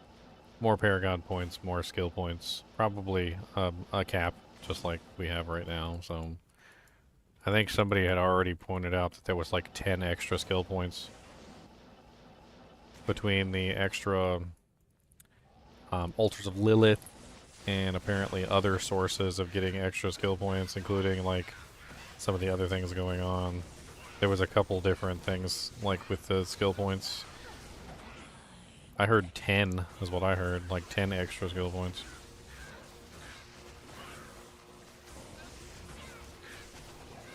What am I gonna play in the new season? You know, I'm still tossing it up. I don't know. I don't know if I want to do the Charge Vault Sorceress first, or if I want to do the my Druid that I've kind of like played around with. I think the Druid could be really fun, and it's a basic build, and I do like basic builds. I am a fan. I am a fan of the basic build. I do like the basic build. I have like quite a few build theory crafts that I've already done, like for you guys, and also like the kinship and whatnot, and anybody who wants to use them. It really doesn't matter. I did freaking like 2 Bone Spirit Necromancers, like the Blood Artisan version and the high cooldown version. I did the Chain Lightning Sorceress. I did the Charge Bolt Sorceress. I did a Vox Omnium Sorceress with Fireball and Firebolt. I did a full Companion Druid. I did a full basic Earth Spike, like all basic skill Druid. That one should be pretty fun. I mean, there's so many builds I did. I don't even know. There's a Pen Shot Rain of Arrows build that looks like it's going to be really fun. Especially with all the No Witness bonuses and whatnot. That should be interesting. And then I also redid my Flay Barbarian. So if you guys want to check out my Flay Barbarian, that one is up yet again. So you can go grab the new version of the Flay Barbarian, which is pretty neat. I think I did a pretty good job with him. He should be strong like a bull. He should be strong like ox. Like oxen bull. Very big bull with big balls. I mean, I know they nerfed him. Like, don't get me wrong. I'm aware that the barbarians got nerfed, but I still think that overall he's probably going to be a fairly competent and useful character. The way that I set him up, I can't see him not being useful.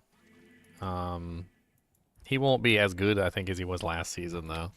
I think that's definitely another way to put it. Like, is he going to be as good as he was last season? And the answer is probably not. Unfortunately, like I don't think he's going to be as good as he was last season. Flay is just ridiculously good in general, and they nerfed the passive. It gave him most of his damage, and then they also took a nerf bat to a bunch of the skills on the barbarian as well. So it's not looking hopeful for the barbarian, unfortunately. I'm still thinking that the barbarian's gonna be like okay, but it's not going to be your like #1 build this season. However, they did lower all the boss HP down tremendously, which is funny because even though they nerfed the Barbarian, they also nerfed all the boss HP. So there might actually be a situation that despite the nerfs, the Barbarian's still OP because they nerfed all the HP of all the bosses. They nerfed the boss HP for the other characters in the game who were having trouble killing the bosses. And then I don't think they realized that the side effect of this is that the characters that were not having trouble killing the bosses are going to walk through those bosses as if they are made out of paper mache at this point. Of course, it's all speculation. Like, we'll see when we get in there. But I think I'm pretty good with speculation. Wow, +1 Necro, 234 lightning damage, 11 to 43 cold damage, dual leech, Decrepify, +1 to Necro, like the whole 9 yards there. +1 to natural res, 60 mana based on... Meh.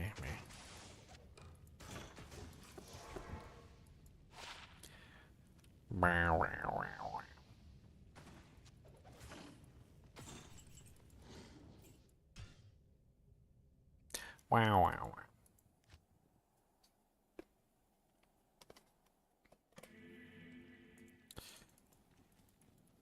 I don't know what Cody's doing, but he looks like he's upset.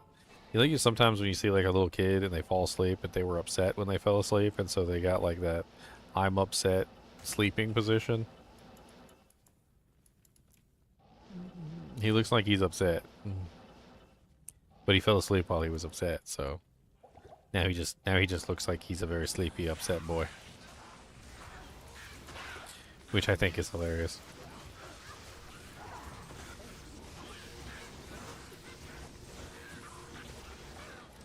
Aw, dang it, I lost my mercenary. No.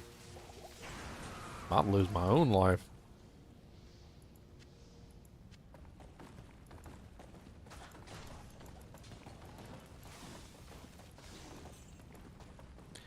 Hey, check that Francisca.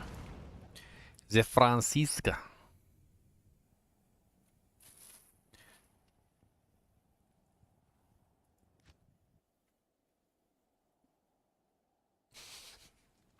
I just looked over at Cody and he like panicked. Stared up at me real fast. Infernal Sign? I think I need that to complete that set. Nice.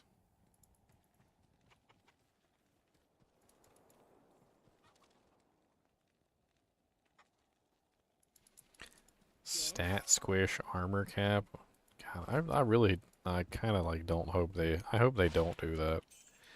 Like, I understand why you're happy about it, because, I mean, I think it's a good thing to get Stat Squish, but they've already got an established game, and I think they're changing it too much. That's just, unfortunately, that's my opinion. Every single season shouldn't be so different from the previous season that literally, like, people can't keep track. I mean, can you imagine how lost somebody is that comes into season 5 from, like, season 1? And they're like have no clue what the hell's going on. It's like suddenly arriving in the future as like a caveman. You're like, me caveman. They're like, yes, we know that you haven't played the game in several seasons. Eons and eons ago. Wait, you said eons and eons ago. Do you mean like literally last season? Yes, eons and eons ago. I mean last season. Look, shut up. Eons and eons ago. Yes? I don't know, it makes me laugh.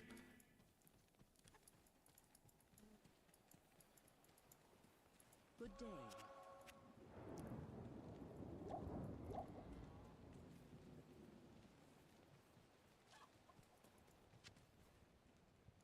God, that means that they're just going to change all the... Like, if that's true, they're just going to change all the items again. They're just going to get all that changed again. I don't want to see it alone.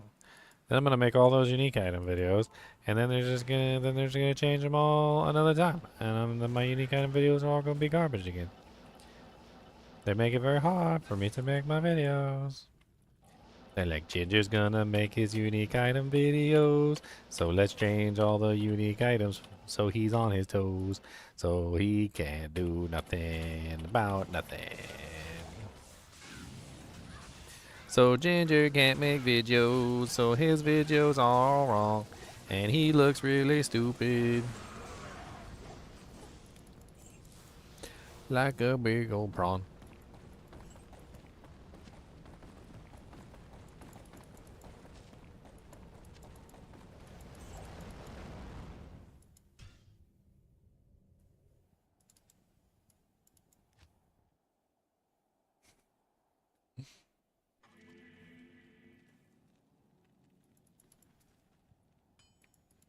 And I will too. You guys just wait. I'm gonna make all those videos. I'm gonna post them up, and then they're gonna like rework them all again, and I'm just gonna be like, oh, okay.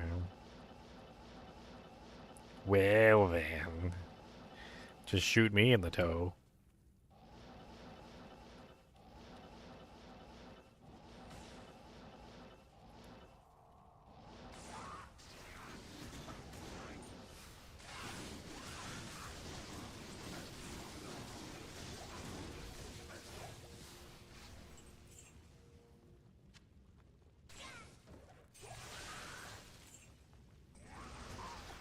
I mean, if they're gonna do a stat squish, why would they sit there and put like a million, like all those stats on all the items? That doesn't make any sense.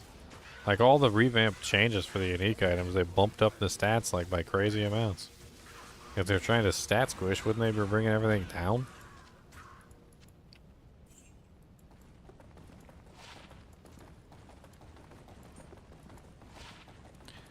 Arcana's sign.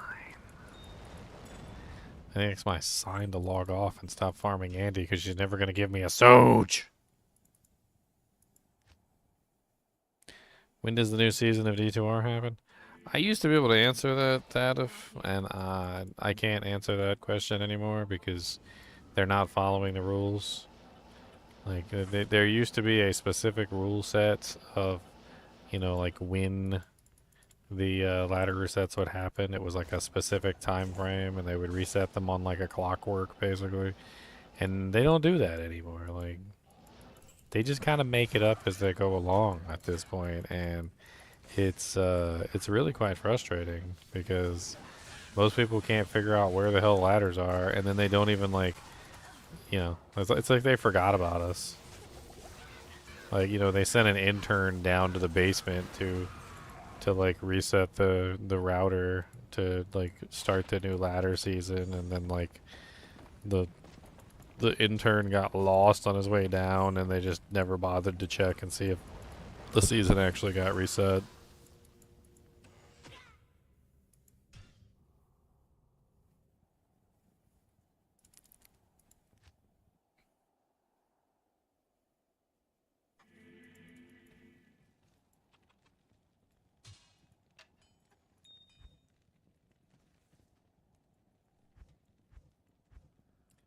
Mean, I feel like they should have just started at a lower level if that was their intention all along.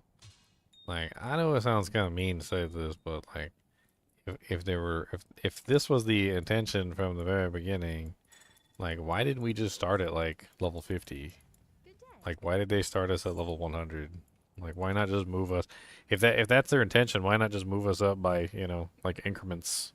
Why not just go up like start at 50 and then go up to 60 and then go up to 70 and then go up to 80? Like, why did they start us at such a high level if they wanted to like squish us all back down? It doesn't make any sense. I feel like we're dealing with a situation where they hired somebody to come in and fix their mistake. I feel like this has got to be it. Like, my intuition is not wrong here. Like, I'm gonna like surmise exactly the situation that happened, right? So the original developers made a plan. The plan was terrible. It turned out terrible. Like, season 0 wasn't exactly very good, and season 1 was even worse. And then season 2 was basically like, you know, like emergency procedures, right? So after the failure of season 1, they probably hired a guy. Like, they probably found a real person who actually knows what the hell they're doing, right? and he comes in to the office for his first day, and he's like, he looks at what they did, right? And you know, like to him, what he sees is basically like the equivalency of like the worst mess that's ever existed.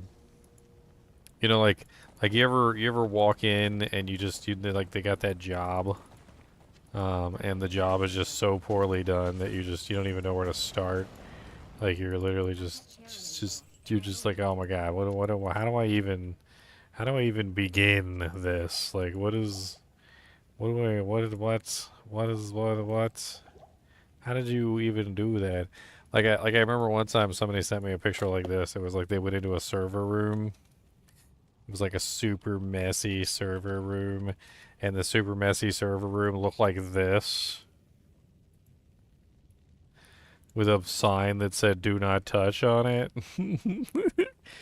So like this is my thinking: is they hired this guy or whoever it was to come in to work on the game after the failure of season one, and this is what he came into. Like he came into this, and he's just like, I'm not getting paid enough for this. He's like, I am not getting paid enough for this. He's like, look, we ain't fixing this. He goes, we just need to start from scratch. He's like, all right, we just need to start from scratch. We just need to cut all this jank up. All right, we're just gonna rip all this out. All right, and we're just gonna start from scratch. There ain't no saving this. Okay, there ain't no saving it. All right, and y'all knew that when y'all called me. Okay, y'all knew that. Y'all knew that when y'all called me today. Won't no saving this. Okay, so we're gonna have to cut all this out. What's up, Too Fat? Yeah, it totally is real. Man.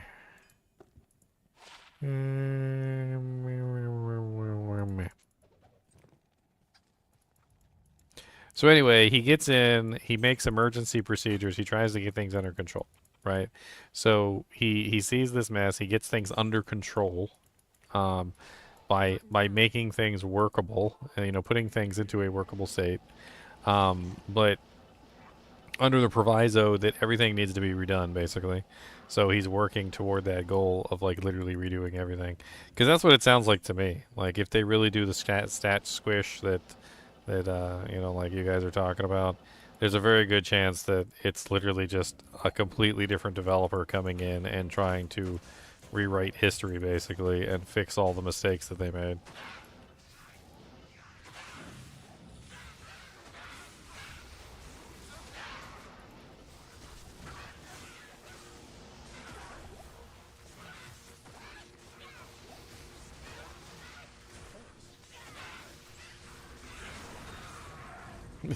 Saw a spider. Nice, we got another suburb schedule. I wanted two of those, so I could upgrade one. Pretty sure I already have a blade buckle. Yeah, I think I already have a blade buckle.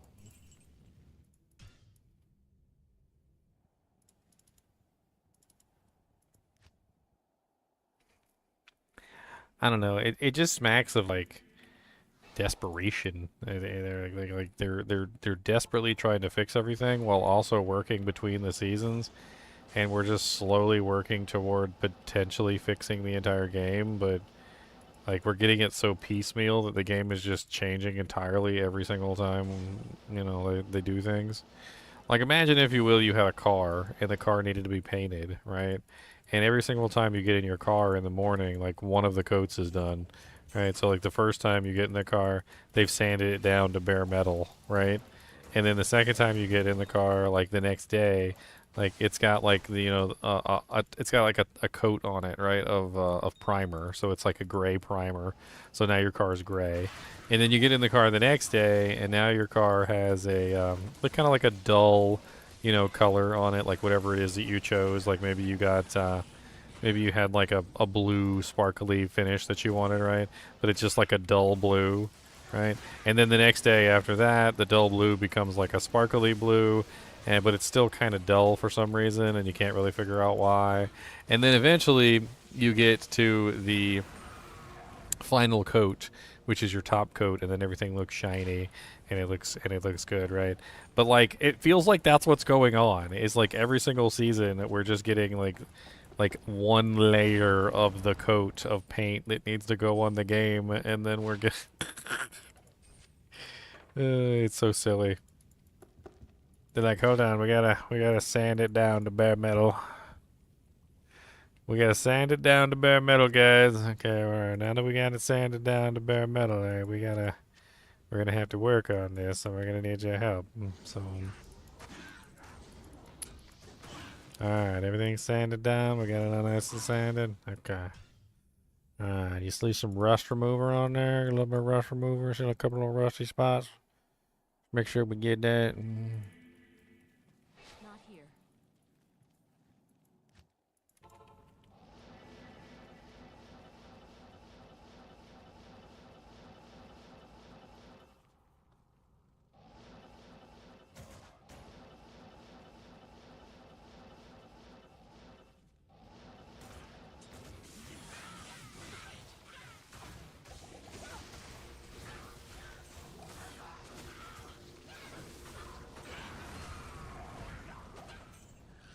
She dropped me a terrible ring. I want an ethereal venom ward. That's kind of a fun little armor for a low level character.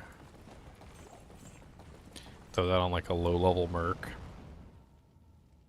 It's kind of a fun one. It's not bad. Ooh, an ethereal warhammer too. Terrible stats.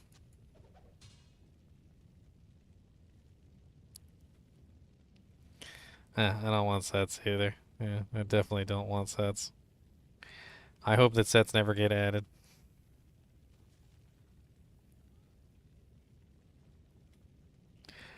Rune words? Yeah, I want to see rune words. I think rune words would be amazing. I don't think that the Diablo 3 developers have the cognizance to make sets properly. To be honest with you, like if I'm being like 100% real, I don't think the Diablo 2 developers had the mental cognizance to make sets properly. The Diablo 2 developers failed miserably on making most of the sets. I mean, it's very few of the sets. Very few of the sets are good in Diablo 2.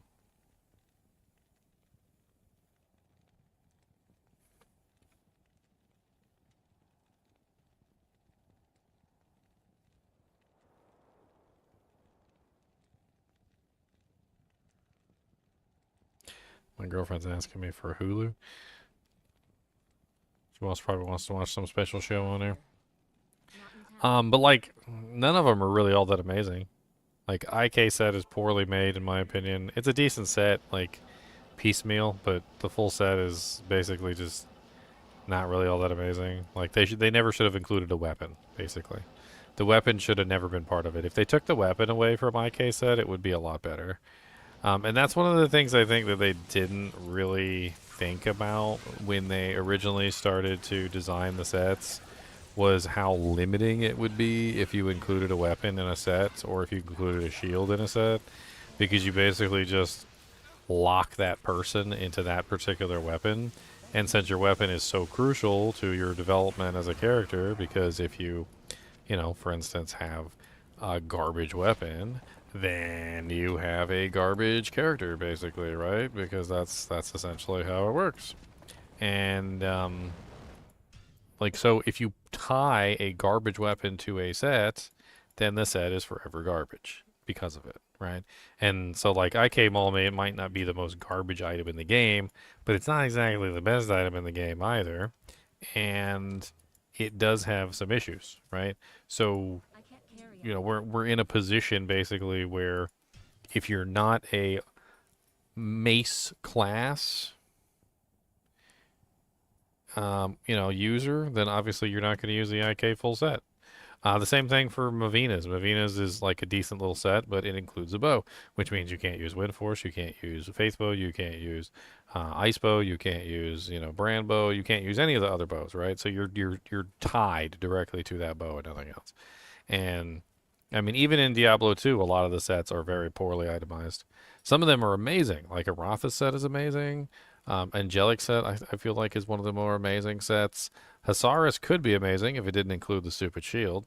and so forth and so on. Like there's just it's just one of those things that as you play Diablo 2, you start to realize that the sets kind of weren't really the most amazing things. They got lucky with some of them, like Tal's set. I think they got lucky with. I don't even really think they understood exactly what they were doing, but they just got lucky.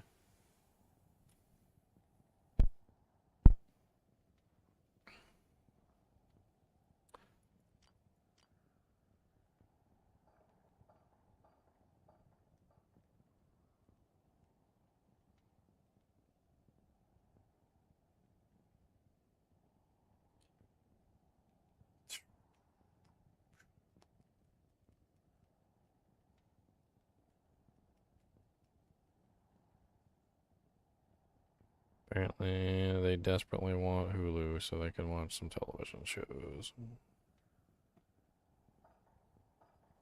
Millibregas is very good for a low-level paladin, and it also has a weapon and a shield. And because of the fact that it has a weapon and a shield, it is unfortunately not the most amazing thing in the world.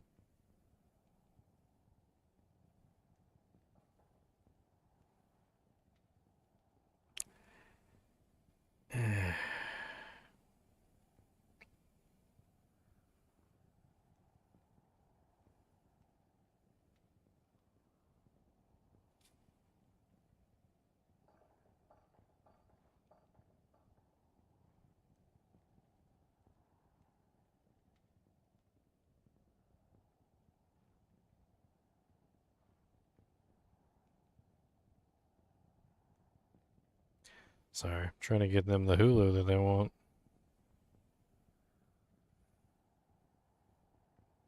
But yeah, Millibregas fails miserably once you get to a certain level because the weapon sucks.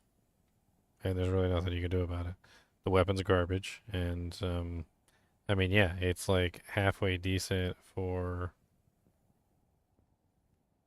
It's halfway decent for being like a low-level character, but I mean that's about it. Once you get into the higher levels, you got to take off the set because the set isn't very good unless you're wearing the entire set. And that's another problem that they made in Diablo 2, is they made this issue, this problem with like making it so that you had to wear the entire set. They didn't do it for all of them. Like some of them have very good piecemeal bonuses, and I noticed that like the ones that do have really good piecemeal bonuses tend to be the better sets in Diablo 2. So like IK set has pretty good piecemeal bonuses. Saigon's has really good piecemeal bonuses. The bonuses for like Arathas are pretty good piecemeal and so forth and so on. And you'll notice that like the majority of the good sets have piecemeal bonuses. They're actually pretty darn nice for the piecemeal bonuses. And the ones that are bad, the really bad sets, usually require you to wear the entire set to get the good bonuses. Millibreak is one of them. Like it just requires you to wear the entire set to get any of the bonuses. So as soon as the weapon is useless, then the whole set becomes useless. Whereas Angelic, as an example, Angelic set has like really good usefulness, like across the board. It's actually really freaking awesome. So like, it doesn't matter what you're doing. You can do like 2-piece, you can do 3-piece, you can do 4-piece, you can do the full set. You can like freaking add on, like an extra ring. I mean, it has really nice usefulness like in just about every configuration. Angelic is the kind of sets that I would like to see. Arathas is the kind of sets that I like to see. No weapon, no shields. Doesn't limit you in any way to a specific build or like like weapon set. Those are the good ones. I need to off mule some doojanks. I know, I'm looking into it, babe. I'm trying to see if I can reactivate the thing I had before was through Disney Plus. It was a Disney Plus like combo package, I think, if I remember correctly. So I'm trying to see if I can just reactivate it that way. I don't know exactly how we're gonna do it. I might have to go to the website. Do it from there. Yippee, yippee. 332, 334. Okay, it's even better.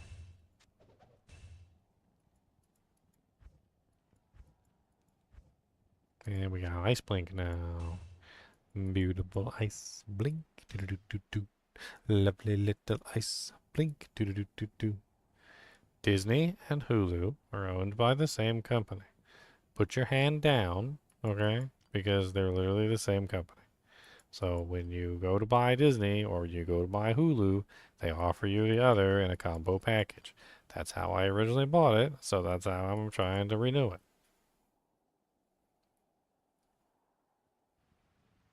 Why you gotta be mean about it?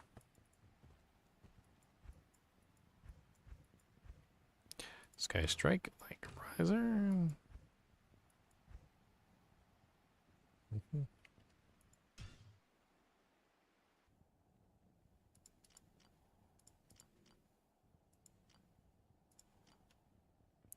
Bam, bam, bam, bam, bam, bam, bam, bam.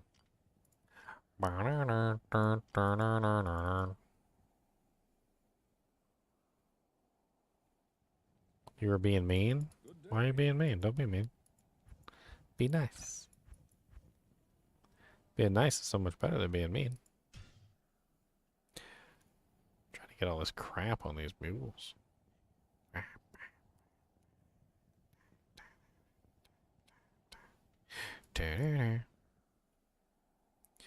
The overall rake scar is kind of fun. It's neat to find items like that. I don't know if I should just throw the Storm Eye with the maces. Maybe I should make a scepters. I don't know if I have a scepters. Or if I just threw it all with the maces. Did we hit them in the maces? Did we hit them in their faces? I don't know what we're doing. Can we get them in the faces? Yeah, I did. I just threw it on there. Okay. Well, that's fine for right now. We got another Blood Rise Morningstar. Those can go together. A little combo pack of Blood Rise Poison Morningstars is great for a low level character.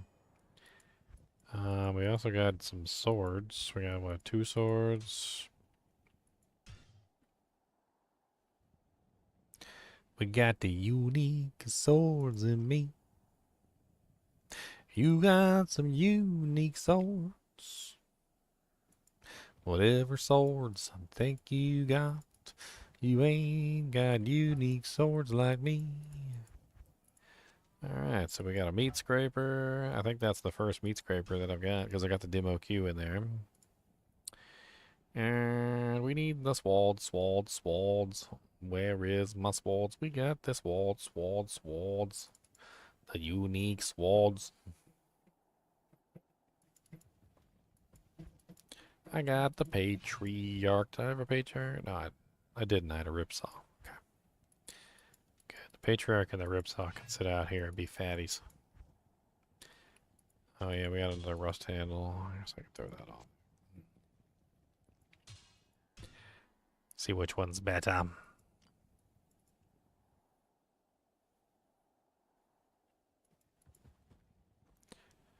%58% with 104 2 undead. 51 with 110 to undead.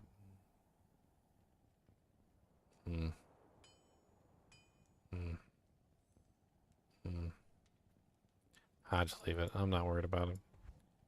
Another Saigon shield. Oh yeah, that's a base too. Dark Clan Crusher. Dark Clan. Oop. We got a Demon Limb and a Flesh Runner and a Dark Clan Crusher. A pretty decent little listing of unique items now. We're really building up like a package of uniques. Oh yeah, we got another Cleglos. We got the Arcanas. Got a whole bunch more crap on the Sorceress too.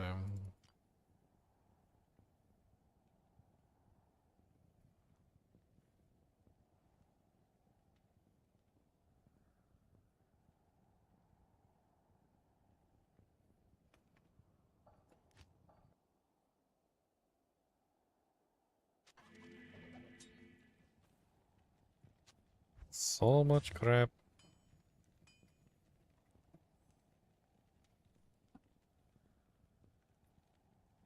So much. So many craps. So much. All of the crap.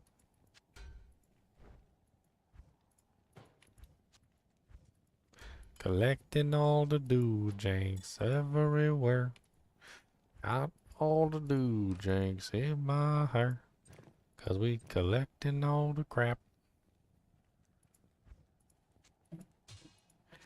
A general stand over the guy.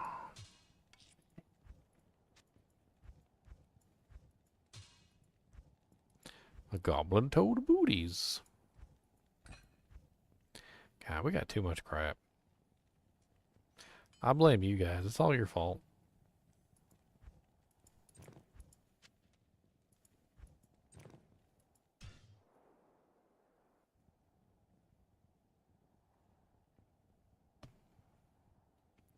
Yep. I think it might be time to hop off, actually. I think I'm done for the night. Get some sleep. Get ready for the Diablo 4 Season 5 start tomorrow. Hope you guys will join me. As always, I do appreciate you guys and gals joining me for these fun little adventures. Be sure to check out the theorycrafts. Be sure to hit the like button, the subscribe button, and as always, keep watching.